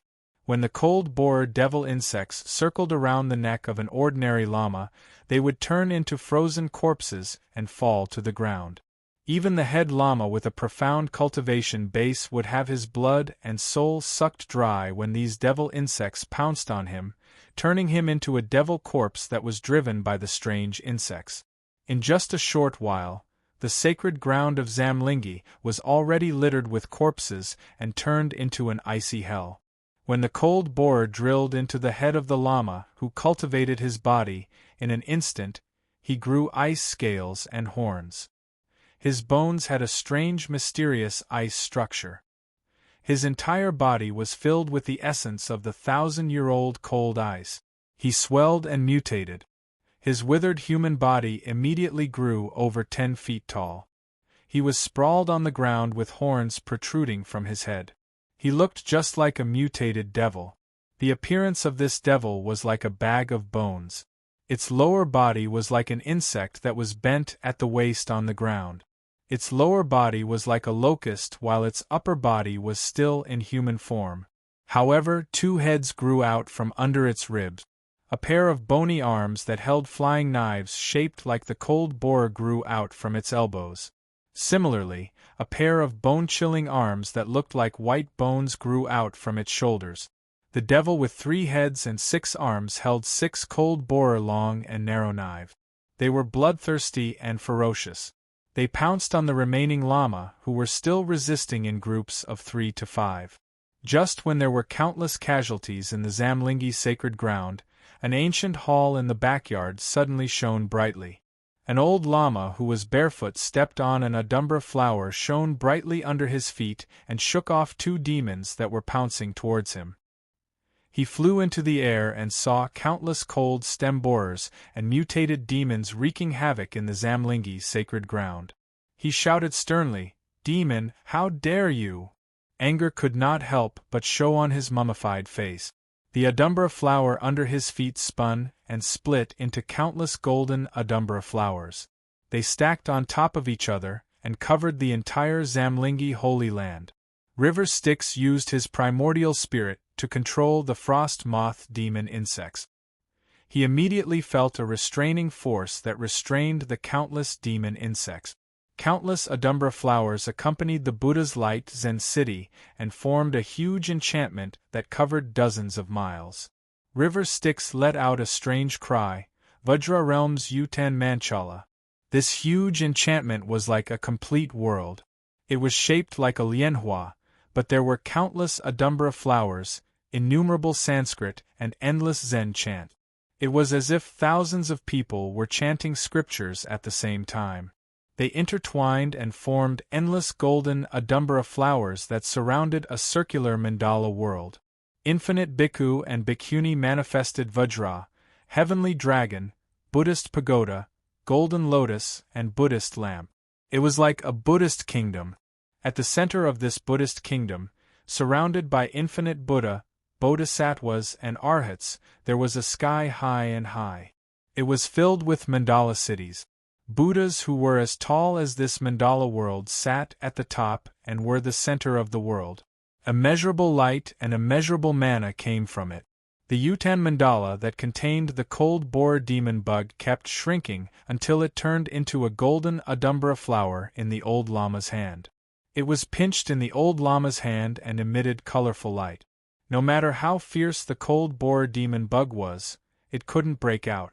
However, the old Lama was quite surprised and thought to himself, "This mana is extraordinary. This Vajra realm's Utan Manchala came from the time wheel Vajra embryo, hidden Manchala. It evolved from the Utan flower form of the 6 truths Dharma. I don't know where this demon bug came from, but it has the cold borer chi. Even the Utan sacred flower can't withstand it. If it wasn't for the thousands of years of psyche power from the monks in the sacred ground, it wouldn't have been able to trap it." At this time, the remaining lamas had come back to their senses. They saw that the sacred ground was in ruins and the magnificent palace was almost in ruins. They couldn't help but feel sad. They put their palms together and prayed, "Dharma King Sakya, we have suffered a great demon disaster, and Dharma King Saragatikan died tragically in this disaster. Countless lamas and Buddhas have died. Dharma King, please use the Vajra's angry eyes to subdue this demon." Dharma King Sakya's face was also black. He asked them to stand up and said, "This demon's sin is unforgivable. I will use my supreme mana to subdue it." Dharma King Sarigatikin's cultivation is not deep enough, which is why he is facing this disaster. He will be reborn in 16 years, and you can go and receive him. In the Utan Mandala enchantment of the Vajra realm, countless cold borers gathered together and turned into a mysterious underworld ring. The jade ring fell into the abyss at the bottom of the mandala enchantment. With a slight vibration, it released several cold borer flying daggers, which broke out of the mandala enchantment. However, when they were shown by the Buddha's light in the enchantment, the devil chi in their bodies immediately faded, and in the blink of an eye, they were dyed with a layer of gold. The few cold borers were imprinted on their foreheads by the golden Adumbra enchantment. Immediately, they released a weak telekinetic force and merged into the entire mandala enchantment. Dharma King Sakya, who was holding the golden Adumbra enchantment, immediately sensed this change. His eyes moved slightly, and he thought to himself, "These strange insects are wonderful. They are born with a strange cold chi from the ancient underworld. They can penetrate through heaven and earth and destroy everything. It coincides with the calamity of great destruction and great quietus in the Dharma. If I can purify and refine them into my mandala enchantment with a little thought, it will be a great magical power, and I can make the demon behind me lose everything. Isn't that wonderful?" As soon as he finished his thought, he activated his telekinetic force. The mandala enchantment was instantly brightened. Endless Zen chants and Buddha's light instantly became 10 times bigger. The power of the mandala was complete, and it turned into a Buddha's light of thought. It continuously infected the group of cold borers. Even though the ring of Xianming and underworld formed by the cold borers moved through the void and the two-world womb, it could only buy them some time. Gradually, they were covered and infected by the golden Adumbra. Thousands of miles away, River Styx did not seem to be doing anything. He only resisted passively, allowing his ring of Xianming and underworld to be slowly dyed with a layer of golden light. The foreign telekinetic force purified the demon in the nature of the cold borers. Soon, half of the cold borers sealed in the mandala were purified. In the end, River Styx even slowly stripped away his telekinetic force and gave the cold borers to Dharma King Sakya, as if he wanted to cut off his tail and escape. Dharma King Sakya only knew that the demon who fought with him had admitted defeat. Although he was still cautious, he did not suspect anything. When the group of cold borers were all dyed with the fragrance of the Adumbra and coated with golden Buddha's light, a jade ring turned into a golden ring and fell into the hands of the Buddha in the middle of the mandala. River Styx then smiled and said, "He transformed into the Mahasvara demon King Bushuan. In the next life, he will do evil deeds. From that Buddha, he will hear the Vajra field and destroy the Dharma of tranquility. He will surpass the tribulation of 40,000 monks. He will achieve the 3 despises and 3 bodhi of Abhidharma. They are called miraculous attainment of Dharma light Tathagata, offering, right omniscient, enlightened, good death, worldly solution, supreme sage, controlling husband, Deva master, Buddha, world honored. The world is called tranquility and peace, the tribulation is called tranquility." The heavenly demon's primordial spirit above his head turned into a Buddha's Dharmakaya. This heavenly demon's golden body was called miraculous attainment of Dharma light Tathagata. The dozens of heavenly demons in the celestial demon painting immediately turned into bodhisattvas and arhat. They emitted boundless light and used their mind power to stimulate the nature of the demon in the cold borers. With one thought, they became Buddhas and turned into countless sons of Buddha. Dharma King Sakya did not notice that the demon insects that he had enlightened had lost their demonic nature. The demon insects that were transformed into bodhisattvas and arhats in the celestial demon painting had the same connection as the bodhisattvas and arhat. The golden ring flew from the hands of the Buddha in the middle of the mandala and turned into a golden ring. It landed on the neck of the Buddha and turned into a ring. The ring emitted boundless light and the mind power of the celestial demon painting poured into the mandala. The appearance of the Buddha in it gradually changed, just like the miraculous attainment of Dharma light Tathagata's golden body formed by the heavenly demon's primordial spirit above river Styx's head. The countless bodhisattvas and arhats transformed into bodhisattvas and arhats through their connection. To Dharma King Sakya's horror, the golden adumbra flower in his hand slowly turned blood-red. In an instant it was infected by the blood-red light. Even the adumbra flower slowly turned into a red spider lily. The blood-red spider lily opened the mandala enchantment and swallowed Dharma King Sakya, who was caught off guard.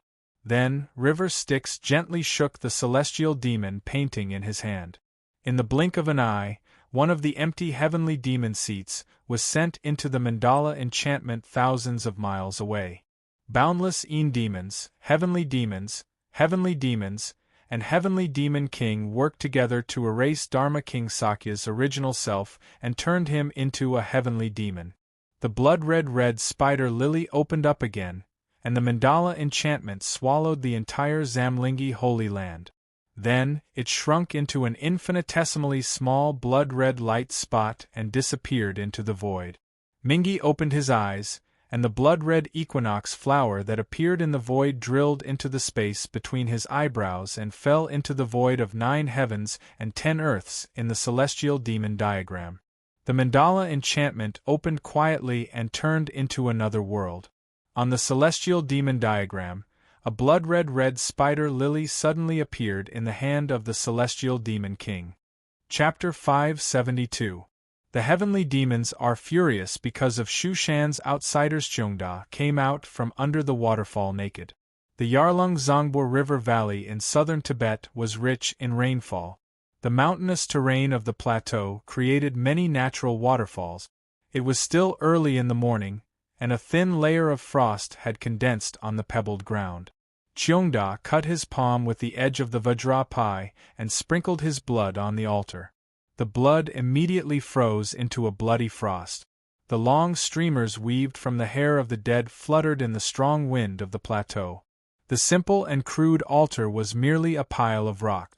Cheongda drank a strange liquid that was a mixture of datura flowers, the blood of cattle and sheep, and the venom of poisonous snakes, scorpions, and poisonous centipedes. At the same time, he painted some mysterious runes on his body with a crimson paint that was stained with his own blood. The blood-red magical runes, together with the blue tattoos on his body, emitted all sorts of strange waves of psychic power. If a Taoist cultivator who was proficient in curses were here, he would be able to tell that these were some shallow Azura magic talismans. Many unorthodox cultivators would use these talismans to refine some unorthodox magical artifacts such as white bone streamers and ghost bag. However, Cheongda's magical power was so shallow that he had to squeeze out his own life force to cast such curses.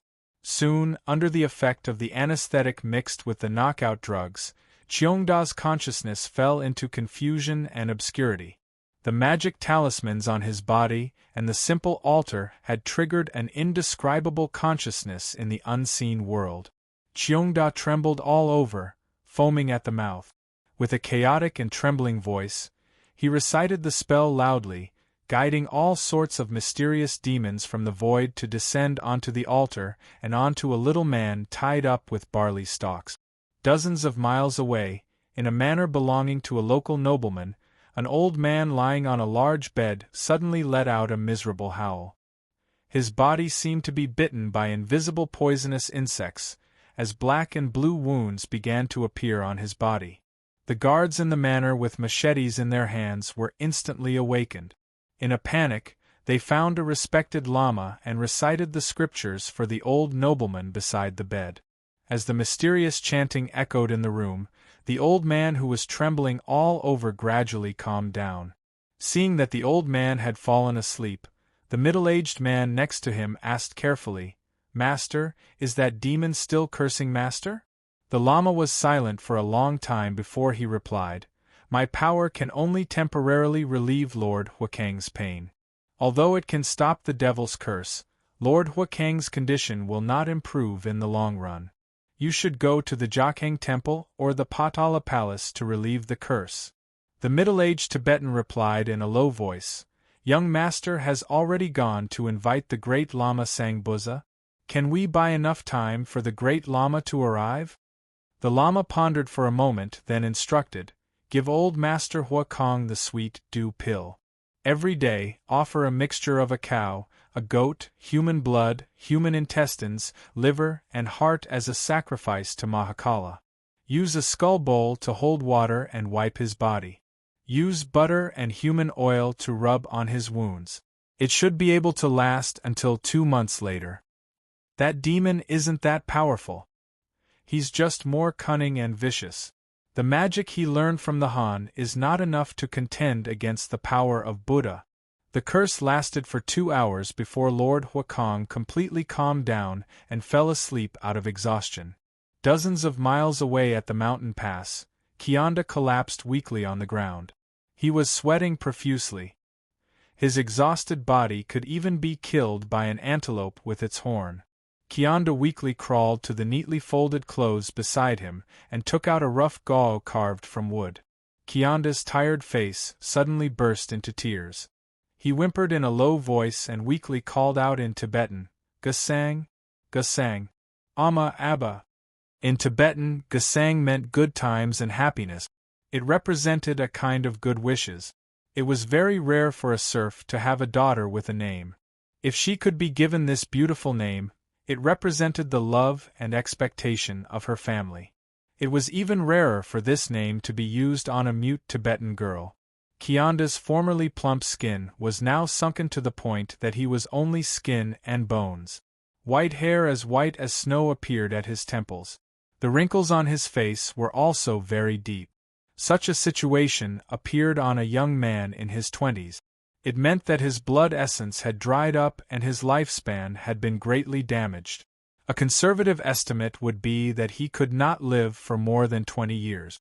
The medicinal effect of the datura flower had not faded yet. It was rare that Kianda did not fall into a deep and unforgettable memory of hatred. He pinched the worn-out gao and fell into a dream-like illusion. He vaguely saw his beautiful sister holding the Gasang flower under the sun, smiling as beautiful as an auspicious goddess.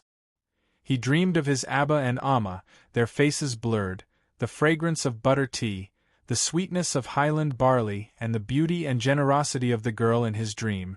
Solong Tsam. Finally, he saw a drum, a bone drum body inlaid with lapis lazuli, red coral, and hidden silver. There were also 2 yellow drum faces. An old lama, whose face could not be seen, dressed in luxurious clothes, was beating the small drum, flashing a creepy smile. Kianda trembled in fear. He screamed at the top of his voice, howling like a wolf. He struggled on the sharp gravel ground, letting the sharp gravel stab him until he was dripping with blood and leaving countless crisscrossed wounds on his body. It seemed that only such pain could remind him that he was still alive. Blood was smeared all over the simple altar. Kianda's resentment and anger sensed that there was an image of the heavenly demon king Bo Sun in the middle. Endless demons and endless anger made the red lotus of fire under Bo Sun's feet burn fiercely. The heavenly demons surrounded Kianda from all directions and chanted, resentment for the suffering of the world, anger for the heavenly demon king. Red lotus world cleansing fire, burn all the lands of Buddha. In Master Hawthorne's manor, a dignified and noble head lama hurried over from Patala Palace with dozens of guardian lamas. The serfs and servants in the manor were so scared that they knelt down on the ground. Even the lama guru invited by the housekeeper hurriedly came out of the room used to entertain the distinguished guests and prostrated at the feet of the head lama. The head lama sat on the seat of honor and let the guardians carry Master Huakang's bed to him.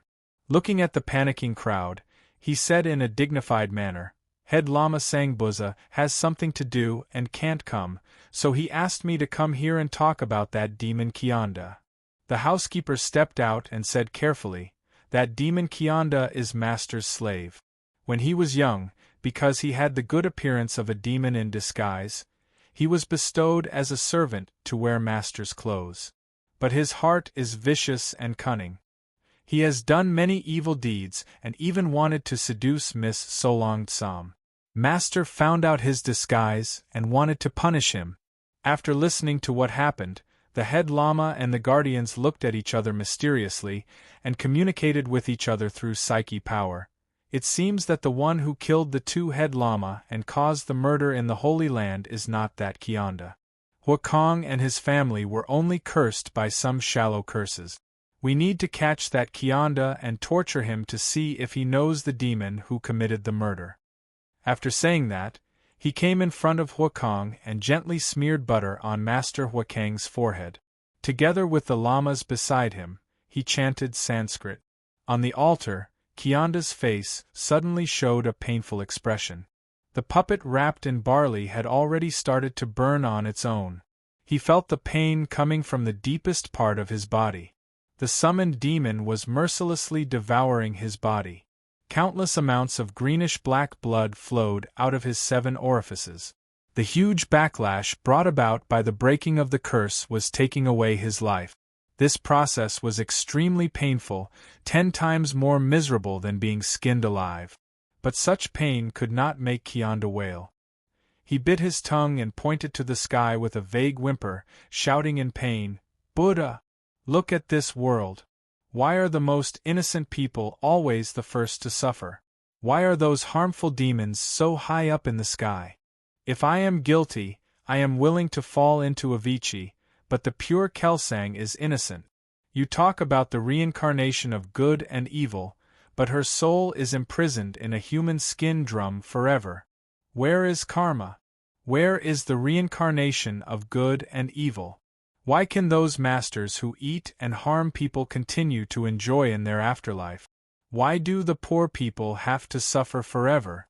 Those evil demons who drink human blood and imprison the souls of kind-hearted people can harm us generation after generation? The sons of serfs will always be serfs, and the sons of nobles will always be nobles. Kyanda's life force was draining away bit by bit. His hair became pale, and his face looked like an old man who was about to die. But he still cursed in the most resentful tone, no matter who. No matter if it is a demon or a god. No matter if it is evil or benevolent. As long as you give me the power to take revenge, I will give my soul to him. I, Kyanda, swear with my soul. The last bit of his strength disappeared along with the oath. Through a little connection in his soul, Kyanda saw Master Huakong lying on the bed, dragging his body that had just been lifted from the curse, kneeling piously at the feet of the head lama. He saw that although the Huakong family was still unwell, they could already greet the distinguished guests of Patala Palace warmly. He saw the head lama take out the familiar human skin drum and beat it. He felt him burning the familiar soul on the human skin drum. Following a little connection in his bloodline, he sensed his location. Kyanda wanted to be angry, but he was already powerless to struggle. His body slowly slid down, knelt down, and fell into the muddy water. He watched as a blood-red spider lily grew in front of him. A sad voice sang, "The fire of karma burns the heavens, the Lord of wrath. I hope that all the injustices in the world can be raised. I hope that all the living beings in the world can roar and struggle. I hope that all the powerless men can be stained with blood. The Lord of Wrath is the last dignity of all living beings. With an endless heart of resentment, the Lord of Wrath burns the fire of karma, the comet attacks the moon, the white rainbow pierces the sun." Kyanda felt a scorching flame erupt from his body. Using his hatred as fuel, it burned his body and life. The secret demon in his body howled and turned into fuel. Boundless power allowed Kyanda to soar into the sky. Like a comet, he flew towards the place where his soul had sensed. In Huakang's house, the head lama suddenly opened his eyes and shouted, "Demon, you still dare to come here." The head lama held the Vajra scepter in his hand and his body suddenly grew 30 feet tall. Like a giant Vajra, he waved the scepter towards the sky. In the sky, the red lotus karma fire wrapped around a skeleton. It roared towards the sky, its eyes burning with blood-red flames. It waved its fists like hammers and fiercely smashed towards the Lama. The Vajra of the esoteric Buddhism actually shattered like porcelain. The psyche power that thought that it was as pure as diamond burned fiercely when it encountered the fire of karma. Within a breath, the head Lama's soul was drawn out by the fire of karma and burned into nothingness. The hands of the skeleton of karma fire were like knives, wantonly killing everything it saw. Chapter 573. Baimei, Zun Xing, Zhigong, and Tianmeng were the almighties with the highest cultivation in this world. They released their golden body primordial spirit together and started chanting. On the golden peak of Mount Amei, a circle of Buddha's light was emitted from the peak, causing the pilgrims on the mountain to kneel down. In a Zen temple on the peak, there was a 7 treasures golden pagoda that supported the ground. The pagoda had 8 legs and Zen Master Baimei and the others were sitting under it. The incense of sandalwood was faintly discernible, making them look solemn. Zen Master Baimei and a group of cultivators in disguise watched from the side. Chenong was among them. After a while, Zen Master Baimei retracted his Buddhist light and came before Zen Master Miao Yi.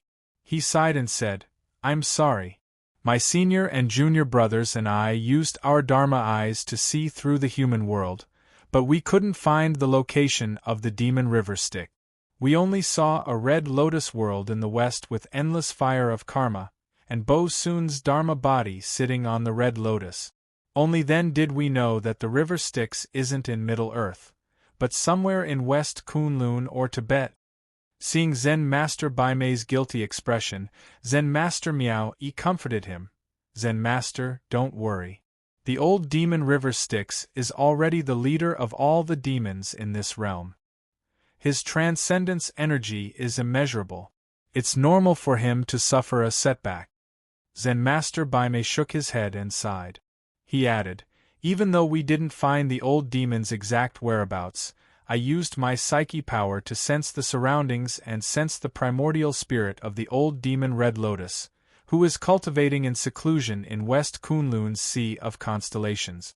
This demon cultivates our heretical Buddhism technique, the Future Constellations Sutra. He's considered the best expert in seeing through the secrets of heaven in this realm. He comes from the Devil sect, and River Styx wants to become the orthodox Devil path, which is a great threat to him. River Styx's cultivation base is unfathomable. He has achieved both the Sky Demon and the Blood Demon. He calls himself Bo Sun and Azura the orthodox Devil path. He killed the Devil sect master of the Western Devil sect, Immortal Poison Dragon. The Devil sect fears him like a tiger. Of course, the Red Lotus wants to get rid of River Styx. I'm afraid he's even more determined than we are." Zen Master Miao Yi nodded. Zen Master Baimei said, "This demon doesn't dare to face Nether River himself, but he wants to use us to kill Old Demon Nether River. Moreover, Old Demon Nether River founded the Wave Sun demonic cult. He wants to rebuild the central demonic cult and suppress the Azura and Wave Sun orthodoxies. Old Demon Red Lotus is greedy, so he wants to take this opportunity to take over this orthodoxy and become the strongest in the demonic cult. He provided us with a piece of information, and it's quite believable. Chi, he, spirit, and B Tian Tian Dao God, God. Chi. The cult that appeared in Tibet today, the Heavenly Demon Wrath cult, was created by the old demon Styx River. This cult has a deep relationship with the Heavenly Demon Ecstasy cult. Now, it has become a thorn in the side of the Tantric sect. This sect does not have any other doctrines, it only teaches that when people can no longer bear it, there is no need to bear it anymore. With the power of the Sky Demon, it bestows upon the world's most insignificant and powerless people. When the sky is angry, blood will splash 5 steps away. In the name of revenge, it will vent the anger of all living things. Over the past few days in Tibet, several great nobles and lamas have been killed because of this. The Zampu nobles are in a state of panic and their foundation is shaken. Many evildoers are in a state of panic and actually hide in Patala Palace. Spirit Master Miao sneered. The tantric sect of the outer path doesn't practice morality and etiquette. They deserve this. Blood sacrifices to witchcraft, and they hurt people. Even if the devil sect is strong in Tibet, the foreign monk Tuchuo is probably using human blood to create souls. If it weren't for the extreme way of doing things and their doctrines, we would have supported them. Zen Master Baimei smiled. The outer path doesn't know what's good for them. Even if they can get some mercy from Buddhism, they will still fall into the lower class. I hope that after this incident, they will turn to Buddhism as soon as possible. He pulled the topic back and said, "We have investigated the Wrath sect. We know if what Red Lotus said is true or not. But there is another secret. Red Lotus said that he has been living in West Kunlun for many years. Because he is close to Tibet, he knows a lot about it. According to him, although the Tibetan Tantric Buddhism is mixed with witchcraft and is influenced by the Indian Brahmin Buddhism, the Buddhist doctrine is heterogeneous, and the foundation is filthy, but because it is closer to the Indian Buddhism, there are a few secret teachings. One of the volumes, the Scripture of Time, was passed down by Gautama Buddha in the Pure Land of Buddhism, Shambhala Dharma. It is the supreme scripture of the esoteric sect, which is not passed down in the Middle Earth. It records many secrets of the Pure Land of Buddhism, Shambhala, or clues to the land of Shambhala. Legend has it that this scripture tells the story of the universe when Mahavairokkana was passing down the teachings of Shambhala. It is called the Time Wheel Hidden Manchala. It is divided into 3 parts. The first is the Time Wheel Hidden Manchala of the Two-World Fetus, which is kept in the Jokhang Temple. The second is the Time Wheel Hidden Manchala of the Heavenly Fetus, which is kept in the Patala Palace. The third is the Time Wheel Vajra Hidden Manchala, which is kept in the Zamlingi Holy Land. But the Zamlingi Holy Land was destroyed by river Styx a few days ago. The whole temple was wiped out. Red Lotus deduced that this demon must want to open the Shambhala Pure Land and find the true trace of Vairocana. In the Pure Land, he will fulfill his wish of Mahasvara demon king Bo Soon, turning a demon into a Buddha and becoming the future Gautama Buddha, Amitabha. Hearing this, the monks like Zun Sheng and Zen Master Zhi Gong put their palms together and chanted the name of Buddha. If this person succeeds, it will be the Dharma-ending tribulation. Countless Buddhists in the human world will turn into demons. It is really difficult for Buddhism. Buddha is merciful, Zen Master Zhi Gong said. Taoist Master Miao Wen was also shocked by River Styx's great wish. She frowned and said, "Senior Baimei, do you think Red Lotus can be trusted?" Zen Master Baimei sighed and said, "It is impossible to say that Red Lotus did not use this to get rid of River Styx. But I know his background. The Future Constellation Sutra is the #1 heretical technique in Buddhism. It is too early for Red Lotus to use this to achieve enlightenment. Now that Tibetan esoteric Buddhism has become an heretical technique, I don't believe that this person did not do it." Besides the Time Wheel scripture, the foundation of Tibetan esoteric Buddhism is the Future Constellation Sutra. Many lamas were transformed from the devil cult. The Bon cult was the predecessor of the Western devil cult. A group of heretics mixed into Tibetan esoteric Buddhism. Buddha and devil were one, and they became the foundation of Tibetan esoteric Buddhism. Old Man Sherpai, Red Lotus, Palace Master Shershen, and the others contributed a lot to Tibetan esoteric Buddhism's current situation. The heart of Red Lotus is probably a demon who entered the Buddhism sect and achieved the Ripple Dao fruit. However, old demon Mingi has already achieved the Ripple Dao fruit. If Mingi succeeds in his plan to take over Shambhala, he will be the first one to die. If Mingi wants to achieve the Future Constellation Sutra and become the demon Buddha Maitreya, the future Buddha demon, he must kill Red Lotus first. This is the battle of the Great Tao. There is no way to retreat. Therefore, those who want to kill Mingi must first target old demon Red Lotus. This time, Mingi might just be setting up a trap to lure old demon Red Lotus into a tribulation. Tribulation of the Future Constellations Tribulation Sutra can also be improved. He can become Maitreya and establish the heavenly demon White Lotus cult. He can slowly become the future Buddha. In my opinion, River Styx's plan to attack Shambhala is real, and it is also real that he wants to kill Red Lotus. If Red Lotus acts rashly, Shambhala will turn into a trap and kill him. That's why Hong Lian informed us of this inside information. He wants to use us to do things while he himself can stay out of the matter and not take any risk. Zen Master Baimei's words made all the masters in the room nod. Chapter 574. In the Patala Palace, a few old lamas wearing the 5 bright crowns surrounded a fat, fair-skinned boy who was about 3 feet tall and said, "Greetings, Banjida Chinbua Fawang." Banjida Chinbua Fawang smiled slightly, but from the mouth of the boy there was an old voice saying, "A few days ago, a demon wreaked havoc in the Zamlingi sacred land. 2 Sakan Fawang were killed, and the lamas and monks in the Zamlingi sacred land were also wiped out. This is a once-in-a-thousand-years Dharma calamity in our sect. After I, Guardian Vajra Fawang, and Red Lotus Fawang used Buddhist Dharma and mental power to search the boundless world, we finally found some traces of that demon." Azure Seas Constellation Seas Red Lotus Fawang informed us that this person is a supreme demon transformed from a 10,000-year drought demon overseas. In the past, overseas, he broke the seal of the immortals of the heretical path and came out. He committed boundless killing, proving that he has transformed into the Mahasvara Heavenly Demon King, proving that he is the great Azura Blood Demon King. He has received the true teachings of Bo Sun and Ro. In this realm, he has performed the Yama of all worlds, and is the first heavenly demon king who has seen all the laws. He is the enemy of Buddha, the demon ancestor.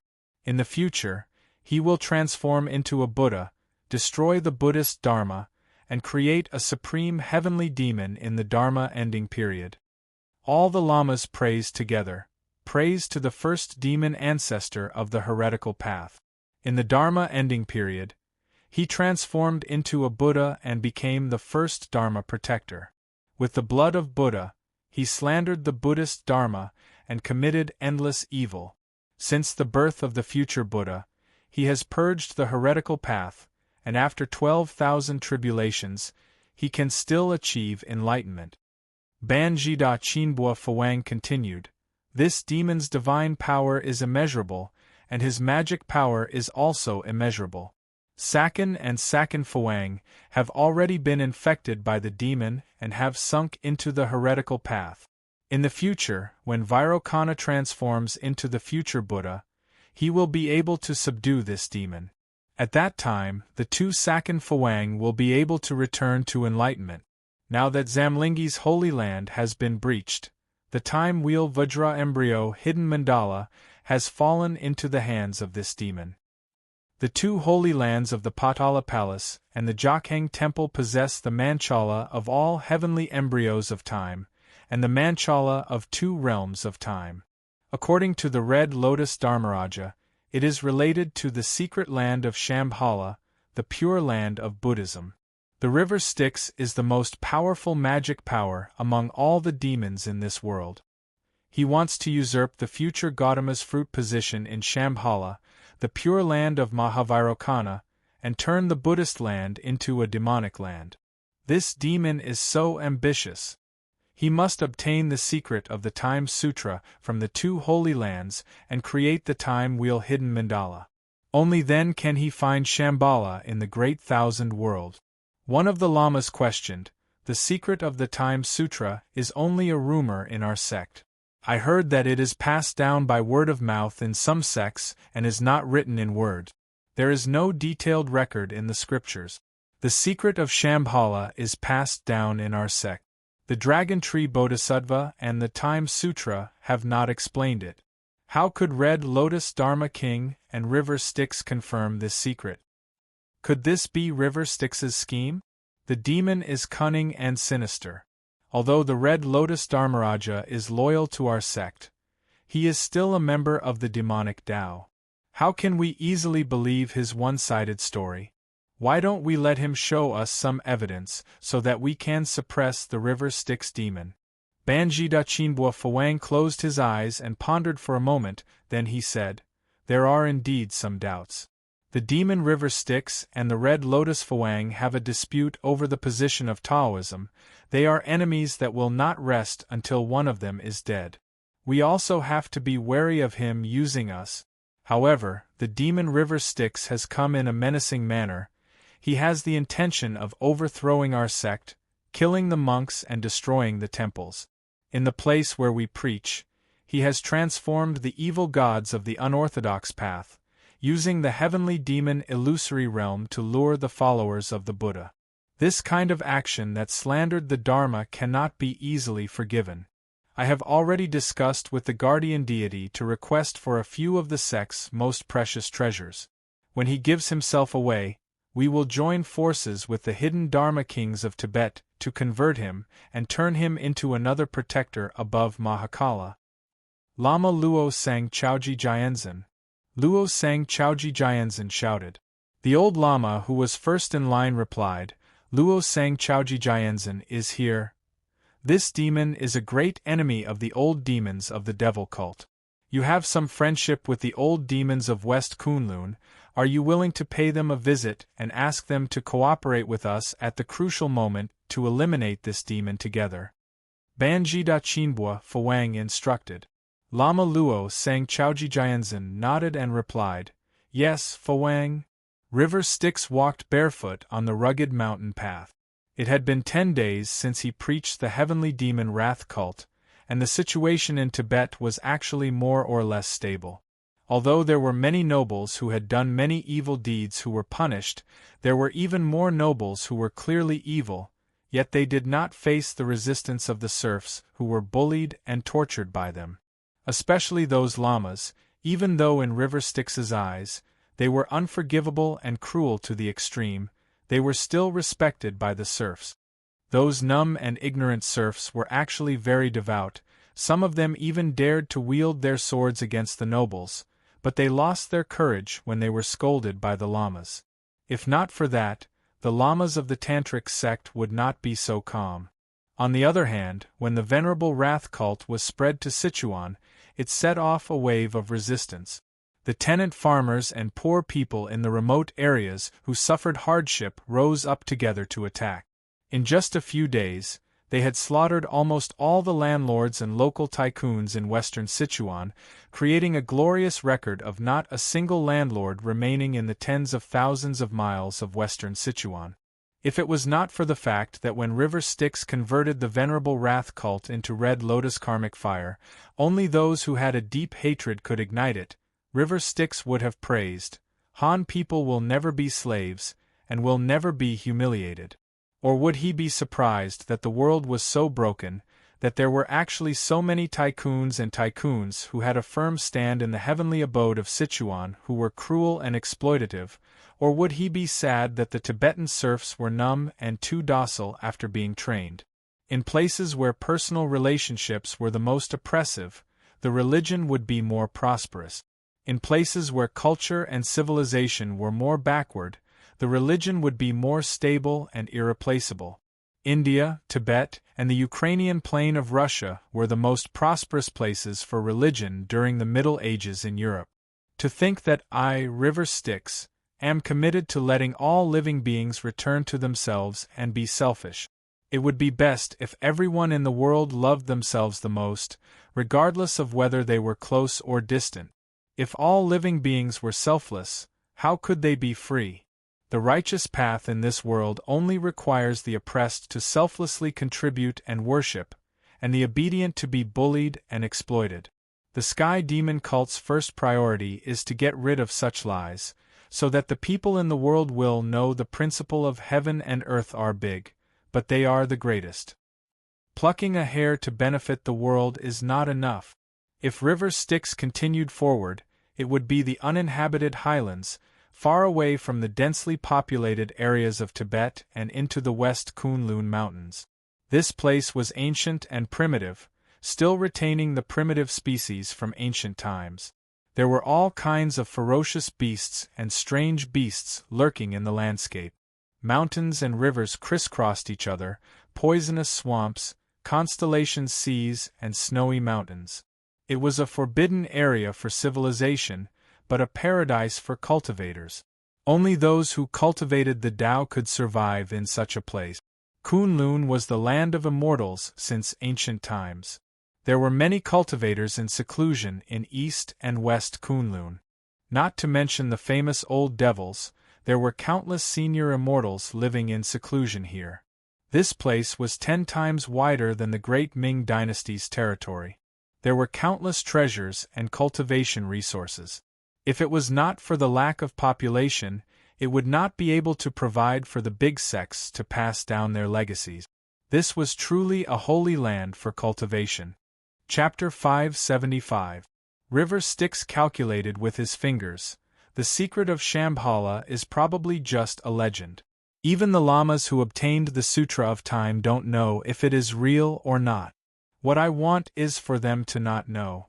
I am searching for the secret of Shambhala with great fanfare, and those lamas are skeptical. Most of them don't believe it. Red Lotus knows that he is no match for me, so he wants to get rid of me with the help of others. That's why he pretends to believe it and becomes the most enthusiastic one. I don't think White Brow and the other monks believe it either. They just can't find me, so they pretended to believe it. Speaking of which, I don't think any of us believe it completely, but we are all pretending to believe it. Those lamas are trying to lure me out and use this opportunity to purify me. At the same time, they are also wondering if there is really a clue leading to Shambhala. Red Lotus wants to use this opportunity to drag the righteous and the esoteric cult into the trap and use them to fight against me. White Brow and the others are just trying to lure the snake out of its hole and wait and see what happens. As for me, I am the one who planned the Shambhala disaster. Only I know that it is a trap. But with the help of the four sides, even if it is fake, we can make it real. Now that the situation is set, everyone is looking for this Shambhala Buddhist kingdom. With the support of Ame, Buddhism, esoteric cult, and the evil cult, who doesn't believe that it is real. Under the guidance of fate, the four sides will gradually gather at this so-called Shambhala and fight it out. That's my goal. But it's still a little lacking. Although there are traces of the chief god's space behind old demon Red Lotus, we still can't be sure that it's him among those old demons, so we might as well drag them all in. If they accidentally die of injustice, they can't blame anyone else even if they're not lucky enough. River Styx landed on a mountain shaped like Lianhua in West Kunlun. He looked at the terrain with satisfaction, then moved the earth veins and changed the terrain, turning the mountains into a valley surrounded by 8 snowy mountains that looked like Lianhua petals. In the middle of the valley was a snowy lake. River Styx cast a spell and excavated a jade vein in the Kunlun Mountains. He used the best Kunlun jade to make a wide platform and sank the jade mirror into the water. Then, he purified the Buddhist treasure he took from Zamlingi's holy land with his supreme psychic power and turned it into a treasure of the sky demon. The surface of the mirror was still faintly glowing with Buddhist light and the fragrance of sandalwood. However, the inside of the mirror had already been eroded by the demonic thoughts of the picture of gods and demons. However, the essence of the Devil Buddha was the same, and with the help of Mingi, a mighty person who could connect the two paths, it was very well hidden and hard to be seen by ordinary people. After the disguise was done, Mingi first put a few medium Buddhist treasures into the restriction of the jade mirror in the lake. Then, he took out a lotus throne and used the Dharma restriction to seal it. Next, he sealed a few well-prepared and powerful Buddhist treasures into it and placed them in the deepest part of the jade mirror. Finally, he used the T-Arhat boundary to seal a page of Buddhist scripture that he wrote himself in the reflection of the moon in the jade mirror. It formed a classic layout of a senior's treasure hidden in the jade mirror at the bottom of the lake, treasures in the mirror, and scriptures in the moon. Mingi knew that he would not be able to deceive a Mei sect, devil sect or Zen sect esoteric sect with this method. But the person he was dealing with was different. He only wanted to deceive West Kunlun's secluded rogue cultivator Devilhead to earn another sum of money. He did not need to make it seem so real. Now that all four sides had entered the trap, River Styx was the bait for the other three sides. The so-called Shambhala was just a group of rogue cultivators. The appearance of such a treasure was enough to attract a large number of people to fight for it.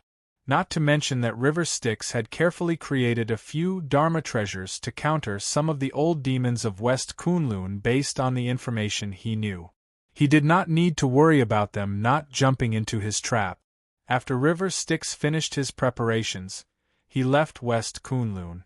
7 days later, the secluded cultivators near the Lianhua treasure location in West Kunlun, as well as a group of old demons and rogue immortals with stronger magical power, could faintly sense that a treasure was about to appear in West Kunlun. Those with stronger magical power could calculate that this seemed to be the sign of the birth of the demon-subduing treasure left behind by the Indian monk Vajraji Phawang before he transformed into a rainbow. A few days later, a faint Buddhist light could be seen in this place, covering dozens of miles of the vast land. Countless cultivators in all directions were alarmed. After searching for a few days, someone finally found the lake surrounded by Lianhua. In the early morning, a few strange lights flew out from the lake and flew in all directions.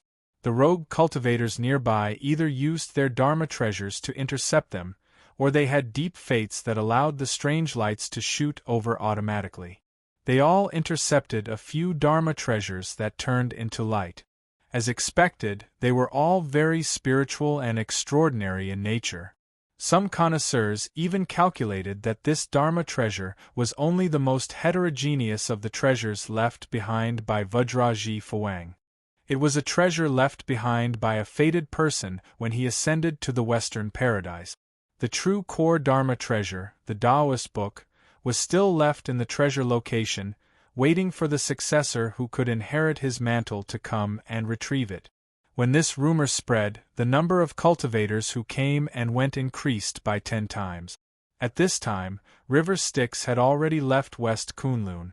When the Golden Lotus treasure appeared, the person who obtained it would be bewitched by the essence of the sky demon in the Dharma treasure, thinking that he had obtained the clue to the treasure of Shambhala.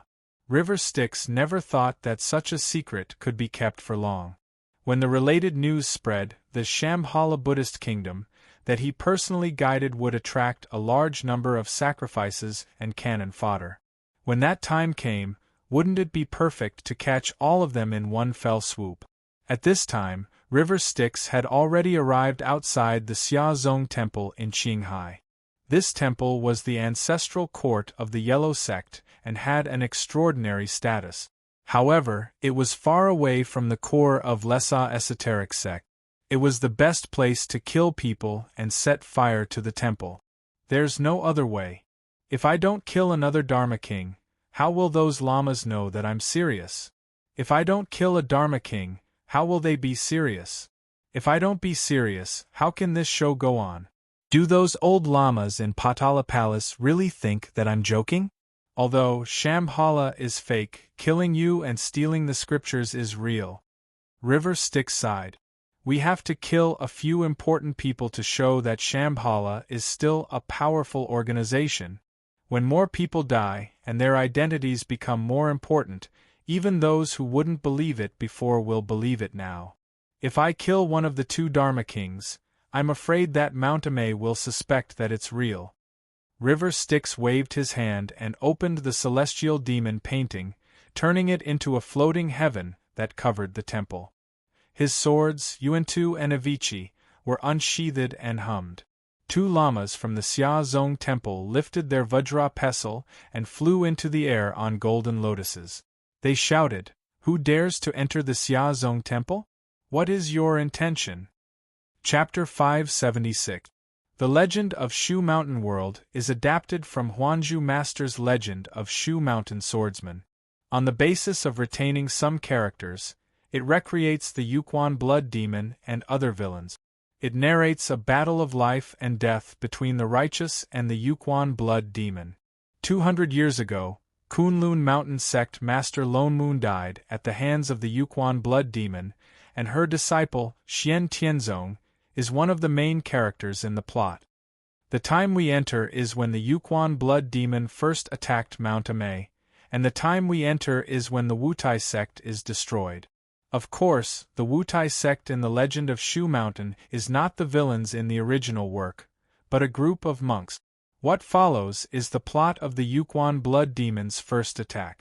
Our mission is to ensure that the Yuquan blood demon enters the Chiyu blood cave, and the mission of the opposing Penglai team is probably to stop the Yuquan blood demon from entering the blood cave. A white man explained in standard Mandarin to the Samsara travelers in strange clothes in front of him, "This is a confrontational mission. We can't compromise with the Penglai team. Although we have 3 teams here, if we are not united, we will never be a match for the Penglai team, who has the advantage. After all, we are at a disadvantage in the plot this time. I suggest we sign an offensive and defensive alliance contract to coordinate the conflict of interests." A sinister-looking man interrupted. "Andre, let's not talk about why we Easterners should cooperate with you, a Westerner who practices the Eastern True Chi system. Let's talk about our mission. We only need to maintain the original plot. We should go with the flow and have the advantage. Why is it a disadvantage in your words?" "Luo Bawang, it's better not to interrupt Mr. Andre." A seductive woman smiled and said, "We all know that you were beaten half to death by Qilin revered martial artist Lu Li in the Wind Cloud world, and you are still injured.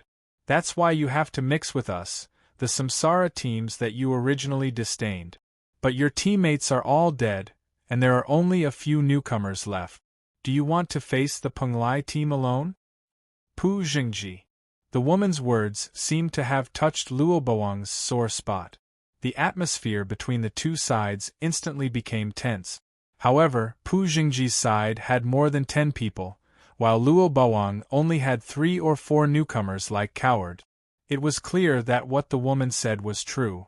Seeing that the two of them were about to fall out with each other, Andre could only force a smile and stand between them. He said, "Now that you're at a disadvantage, don't fight amongst yourselves."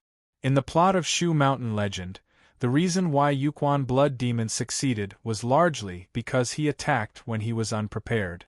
Now that the Penglai team is on the other side, if they tell us the whereabouts of the Chiyu blood cave in advance, our mission will be to fight against the top master of the righteous side, the long-brow spiritual master. I don't think any of you want to try, right? Andre's words were fair and just, but his position was clearly biased towards Pu Jingji's side, which was a subtle indication of his attitude. Most of the team members behind him were also siding with Pu Jingji's team Pusan. The meaning behind their actions was self-evident. Seeing this, Luo Bawang cursed in his heart. These Koreans are indeed dogs raised by white people. If it wasn't for Lu Li severely injuring me in the wind and cloud battle, causing me to suffer damage that not even a main god could heal, I wouldn't be afraid of Team Penglai by myself. He was clearly just an ordinary low-star reincarnation warrior before. Why did he become so terrifying after a trip to the Tang Empire? Luo Bawang thought of the man in his memory who was burning with dark red blood flames, like a god or a devil, and felt a bone-piercing fear emanating from his heart. That nightmarish shadow still lingered in his mind. The 4 Samsara teams of the same level as his Devil Wheel team had joined forces to kill him, and there was also Sakura, a big boss in the middle stage of the Wind and Cloud world, who had made a move. However, they were all easily destroyed by that man alone. Clearly, there was still a glimmer of hope before. When Lu Li and Sakura clashed, they were both at a disadvantage. However, after entering the Lingyun cave and devouring the fire Qilin in front of them, he transformed into a terrifying man with horns that looked like the reincarnation of a Qilin. In an instant, He possessed terrifying strength that was almost like cheating. Less than 1 out of 10 people could survive that battle. Although Luo Bawang had always proclaimed that it was a fight to the death and that he barely survived, he actually knew in his heart that he was powerless in front of that man. In the end, all he had to do was wave his hand and he could kill all of them. However, for some reason, Luli let these people go and only left indelible scars in Luo Bawang's body. This energy was as hot and sinister as lava, full of demonic nature. According to the main god's appraisal, it should be the demonic true qi of the fire qilin in the Lingyun cave, which was mutated by Lu Li's devouring. Because it was a type of demonic curse power, even the main god's healing ability couldn't remove it.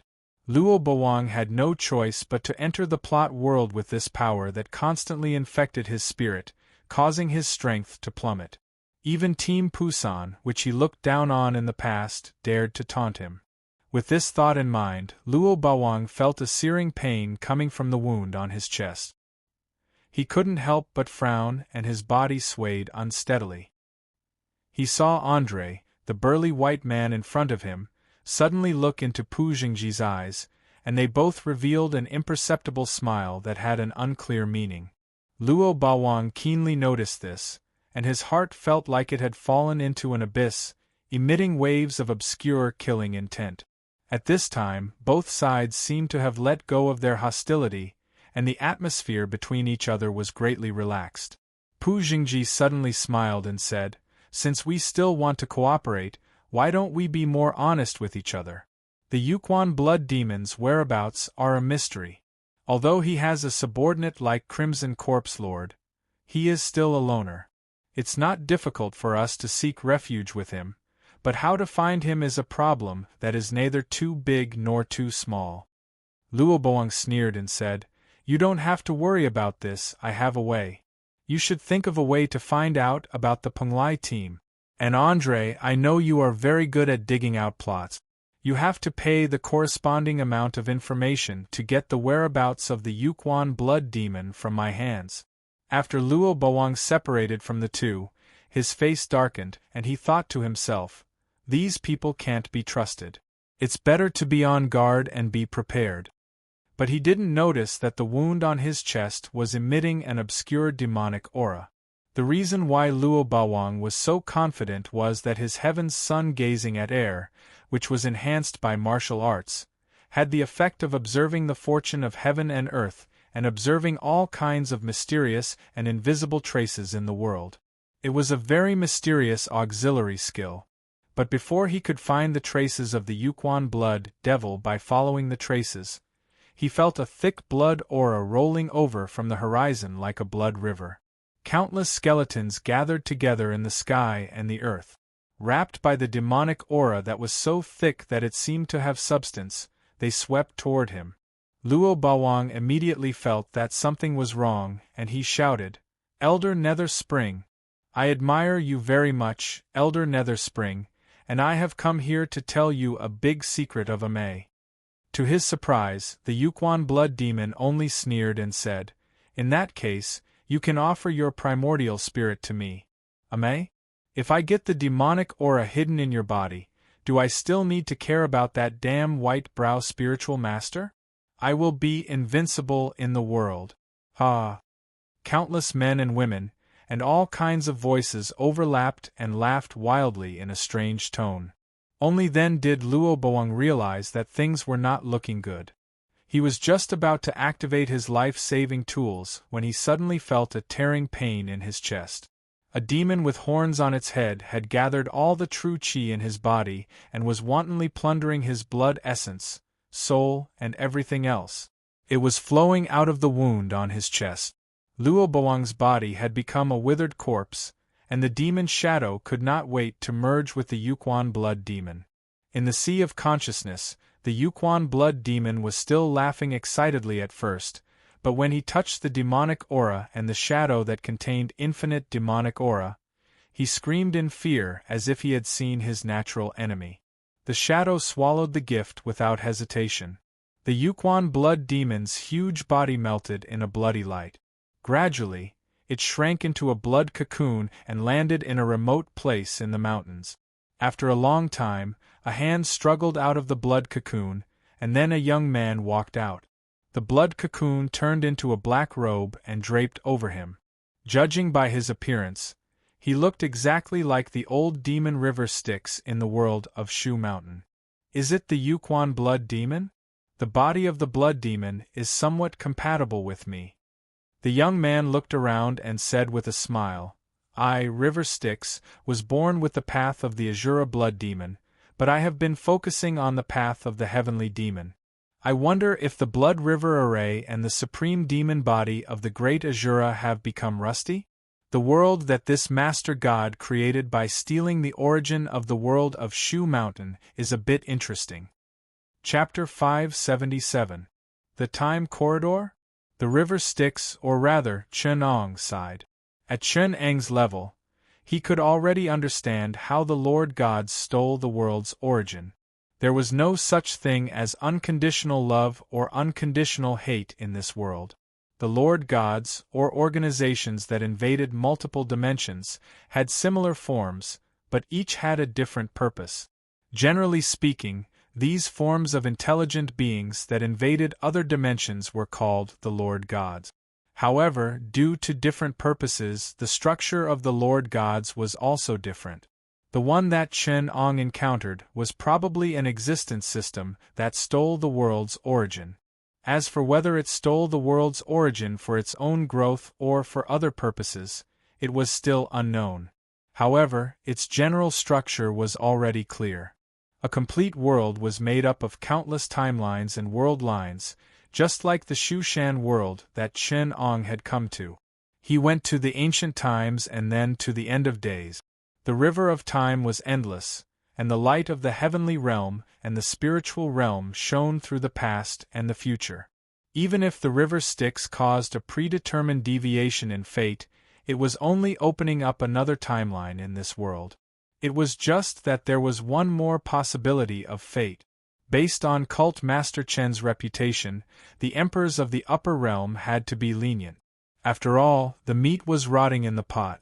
For existences like them, who were everywhere and carried through the past and future, what was wrong with one more world line and one more possibility? They did not have to care about their attitudes at all. However, the Lord Gods were different.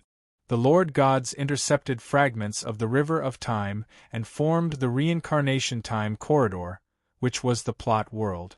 It was like intercepting and changing the course of the normal world's River of Time, creating a repetitive fragment of time.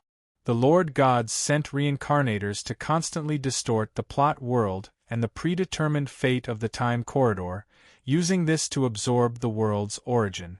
In the plot world, the time corridor would be replenished by the world itself, and could continuously provide power to the Lord God. For example, the normal world was a water network like a river system with different directions. The Lord Gods cut off one or two of the tributaries, forcing them to change their course, creating a stagnant lake in the same place to store fish and prawns.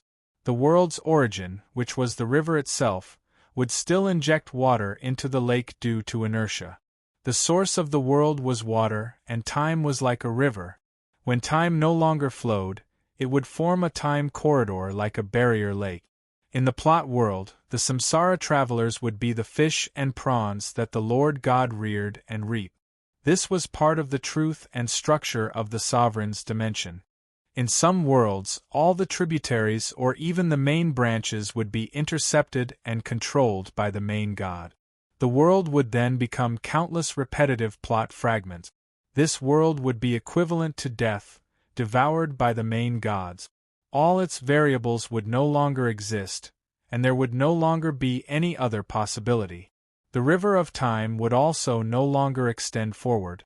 There were also some worlds that had a portion of their origin intercepted by the main gods, turning them into storyline worlds that they harvested endlessly. However, they still retained the river of time, which gave them hope of breaking free of the main god's control. For a world like Shushan, which was huge and complete, had a powerful origin, was even protected by a world of a higher dimension, had golden immortals, Dara, emperors, and Buddhas, and had the support of the spiritual immortal realm and even the heaven realm, the Lord God could only carefully steal its origin, creating a crude and twisted storyline world like the legend of Shushan. He took the opportunity to steal the origin of the world. This kind of behavior was like a thief, violating the fundamental interests of the emperors of the upper realm. Even though he could only steal a small portion of the origin power, which was not even a drop in the ocean for the Shushan world, it was still stealing. He was fundamentally different from a guest like River Styx who came by chance. He was an existence that had to be guarded against and killed at all times. The reason why River Styx did not dare to reveal his identity before was that he was afraid of being misunderstood as an extraterrestrial demon like the Lord God. It was not until cult leader Chen was entrusted by Chen Ang's deity to greet the emperors of the heaven realm that he suddenly became bold. The reason why the long-brow spiritual master could tolerate him messing around in the Shushan world was because they had a common enemy.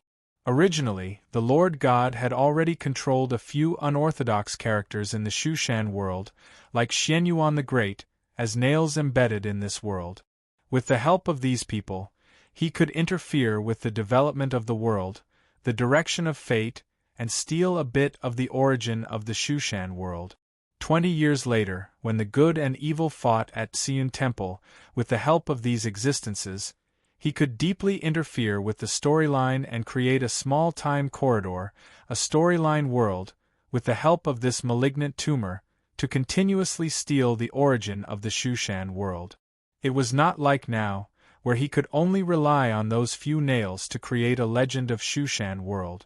When Chen Ong got rid of one of the backup nails, Xianyuan the Great, he did not show it on the surface, but in fact, he had found the legend of Shushan world created by the Lord God by following a thread of connection.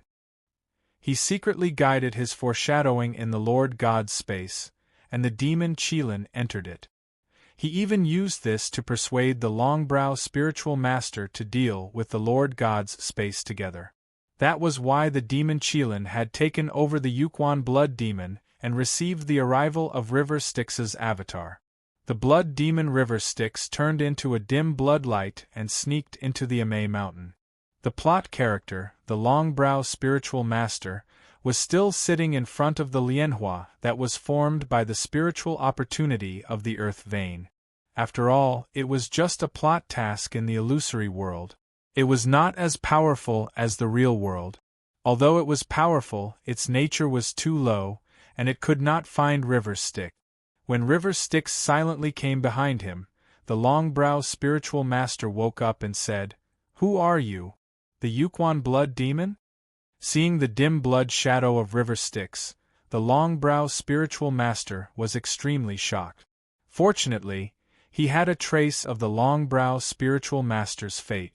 In this dangerous situation, he could still control the Hao Tian mirror and wanted to fight back. The blood demon River Styx turned into a miniature blood river. It swallowed and spat, and then the long-brow spiritual master was enveloped in the formation. This action did not alarm the other people on Mount Amei. In the blood river formation, the long-brow spiritual master sank into the blood river in no time. River Styx received a little primordial spirit of someone in the Shushan world and put it into the long-brow spiritual master's body. After a while, the spiritual master opened his eyes. There was an indescribable clarity in his eyes, which had been pretending to be profound. In the original illusory nature of the long-brow spiritual master, there was an immortal metal element in it. The blood demon River Styx let go of the long-brow spiritual master and returned to his original appearance of a teenager. The two sat opposite each other and looked at each other. River Styx smiled and said, "I am River Styx. Greetings, long-brow spiritual master." The real long-brow spiritual master replied with a smile, "Ren Shou has long known the ancestors' elegance in the upper world. Now that I have seen you today, you are indeed a complete truth." River Styx cupped his hands and said, "Spiritual master, you should have obtained the memory of this body." This place is the small world that the Lord God of the alien realm created to steal the spiritual opportunity of Shushan. Everything in it is illusory. As the long-brow spiritual master, I am also using the method of seizing fate. I intend to intercept the spiritual fate of the spiritual master and use it as a wedge to invade this world. I want to destroy the world in this world. I will cooperate with the spiritual master Chen Ong to eradicate the evil sects controlled by the Lord God and refine this world to become a foothold for us to fight against the Lord God of the alien realm. Spiritual Master, please help me. Chapter 578. A few strong divine senses intertwined in the sky above Xiazong Temple. Banjida Qinbua Fuang's face was gloomy. The other guardian king with the Vajra-wielding Dharma king was even more irritable. He spoke first. Banjida Qinbua Fuang. Xiazong Temple is the ancestral land of our yellow sect. Today we have suffered a great disaster. You and I are both guilty. Previously, I suggested that we search the entire 9 heavens and 10 earths to find this demon and get rid of him as soon as possible. However, you refused to do so. The guardian king with the Vajra-wielding Dharma king pointed at the ruins that were exposed in the wilderness and said, "Now that this has happened, what else do you have to say?" Banjida Qinbua Fuang frowned and said, "River Styx is the first heavenly demon king. He is cunning and sinister. If we act rashly, we might fall into his trap." Unexpectedly, the guardian king with the Vajra-wielding Dharma king scolded him directly. "Why don't we use our strength to suppress the heavenly demon king? If River Styx really has the ability to kill us all, why does he need to hide? This shows that his magic power is not enough to fight against us. If we use all our strength and search the entire world, we must get rid of this person. Why would we give him the chance to harm these sons of Buddha?" Banjida Qinbua Fuang wanted to refute, but was stopped by the guardian king with the Vajra-wielding Dharma king. "Let's not talk about right or wrong for now. No matter what this person's intention is by spreading the word Shambhala, he has to show himself.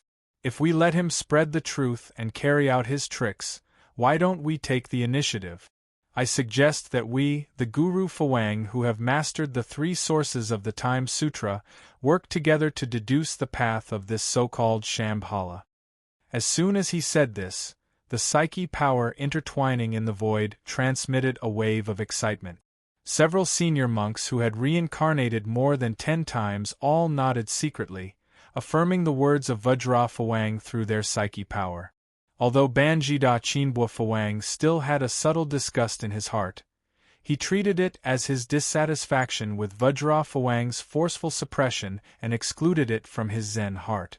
Although Banjida Qinbua Dharmaraja vaguely felt that something was wrong, Dharmaraja Zhijingang's words were wise and prudent.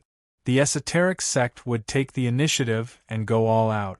No matter how many plans old Demon Mingi had, as long as he could not shake the esoteric sect's strength, it would just be empty words. If Mingi really had the ability to kill dozens of individual immortals with profound magical power in the central planes, gurus who had reincarnated several times, several Dharmarajas who had reincarnated dozens of times and were equivalent to earthly immortals, and 2 celestial immortals like himself and Zhi Jingang. Unless River Styx was the reincarnation of the long-brow spiritual master, and there were 3 powerful people who were of the same level as him working together, it would only be possible.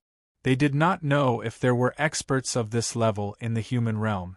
Even if there were, there was no need to work together to deal with them. With such abilities, wouldn't it be better to ascend? Banjida Qinbua Fuang thought about it and felt that it was a foolproof move. Thus, he nodded and agreed to the guardian king with the Vajra-wielding Dharma king's suggestion. A few days later, hundreds of lamas wearing yellow hats and holding various Vajra pestles, Vajra beads, Lianhua beads, treasure vases, skull bowls, and golden-winged birds sat in the huge copper mandala. The 2 Dharma kings sat at the highest point in the center. Below them, the Dharma kings and masters spread out according to their respective cultivation levels. The ground was filled with lamas sitting like a huge Lianhua statue in the copper mandala decorated with 7 treasures. There were also thousands of lamas who did not have titles and did not have enough mana. They sat around the mandala and worshipped the 2 Dharma kings. Almost 90% of the yellow cult lamas in Tibet were gathered here. 70% of the esoteric cult's essence was gathered here, forming a huge time wheel Vajra-hide mandala. The esoteric cult's thousands of years of endless wish power, and the pure mind power of the lamas and the Dharma kings slowly gathered in the mandala. The 2 Dharma kings sitting in the center looked at each other and slowly opened the enchantment. Banji Da Chinbua Fawang could still sigh in his heart. If it wasn't for River Styx's coercion, I'm afraid we wouldn't be able to work together like this. We even have to contribute the treasured secret books of our sect. Now that I've obtained the complete meaning of the time wheel scripture, even if I can't contact the pure land of Shambhala, it's still very beneficial to my cultivation.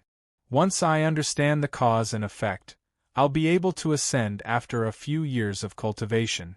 As the endless mind power gathered, a strange altar ancient city that looked like Lianhua, but not Lianhua like Adumbra, but not Adumbra like Manjasaka, but not Manjasaka like Mandala, but not Mandala, formed an enchantment that was infinitely big and infinitely small. Following the power of the Patala Palace's giant mandala and the mana of the lamas, it slowly materialized. West Kunlun's sea of constellations, an old man dressed like a foreign monk, whose eyes seemed to be filled with both joy and anger, suddenly clapped his hands and laughed out loud. Those lamas have finally made their move. Otherwise, I would have wanted to pretend to be Mingi and go to Tibet to start a massacre. River Styx, you are indeed the most powerful person in the devil cult in 1,000 years. Unfortunately, you are too ambitious. You want to take over both the Sky Devil and the Blood Devil cult and rule the 5 Devil cult. In this way, won't I become your lackey? And I want to have this kind of ambition too. Now that the world is filled with enemies, even the 5 devil cults want you dead. If you don't die, who will? Now, the righteous, the devil, and the heretical sects want to kill you. I've also informed the Amay sect and the Buddhism sect in Central Earth. A group of independent cultivators, the independent immortals who have a grudge against you, the green-robed man, the 5 ghosts Heavenly King Shang Heong, the Grand Master of Haha, the Grand Master of Iron City Mountain, the young Sand God, the Old Man Sheepy, and so on. Except for the Old Man Stone God, who doesn't dare to make a move, all the masters in the devil cult are going to attack. The righteous, the evil, the Buddhism sect, and the famous independent immortals from the heretical sects, such as Izhou, also want to kill you. I've divined the heavenly secrets dozens of times, and all of them lead to death. I'm bound to meet with a calamity. Grand Master River Styx, you're dead meat. This person was the old devil Red Lotus. He cast his magic at the peak of the West Kunlun Mountains in the Sea of Constellations and placed a powerful magic seal on the water sources of the Yellow River and several other great rivers. Even the second generation of the Amay sect did not dare to provoke him. He was one of the most powerful devils in this realm. When he was done with his calculations, he turned into a ray of red light that was as red as blood. He moved from the bottom to the top and disappeared into the cloud. In the Devil Palace of Green Conch Valley, Wei Fengyang placed the jade box on the cloud bed. She bowed and silently prayed. Not long after, a ray of light ignored the seal of the Devil Palace and landed on the cloud bed. When the light dispersed, it was River Styx. He looked at Wei Fengyang with a smile and asked, "Is it true that you're praying for me?" Wei Fengyang quickly raised her head. When she saw River Styx, she was pleasantly surprised and said, "Fengyang greet Senior. It is true that the lamas of Patala Palace used the supreme dharma of the Time Sutra to search for the Shambhala Pure Land where Gautama Buddha spread his teachings in the past. I've asked a few foreign monks that I'm close with, and all of them said that it's true." When River Styx heard this, he smiled and nodded. "If it's true, I'll cast my arts and open the Guangqing jade box for you when I return. Wei Fengyang was overjoyed. She quickly kowtowed and said, I dare to swear on my inner demons that this is true. May I ask, Senior, do you want me to follow you around and make arrangements?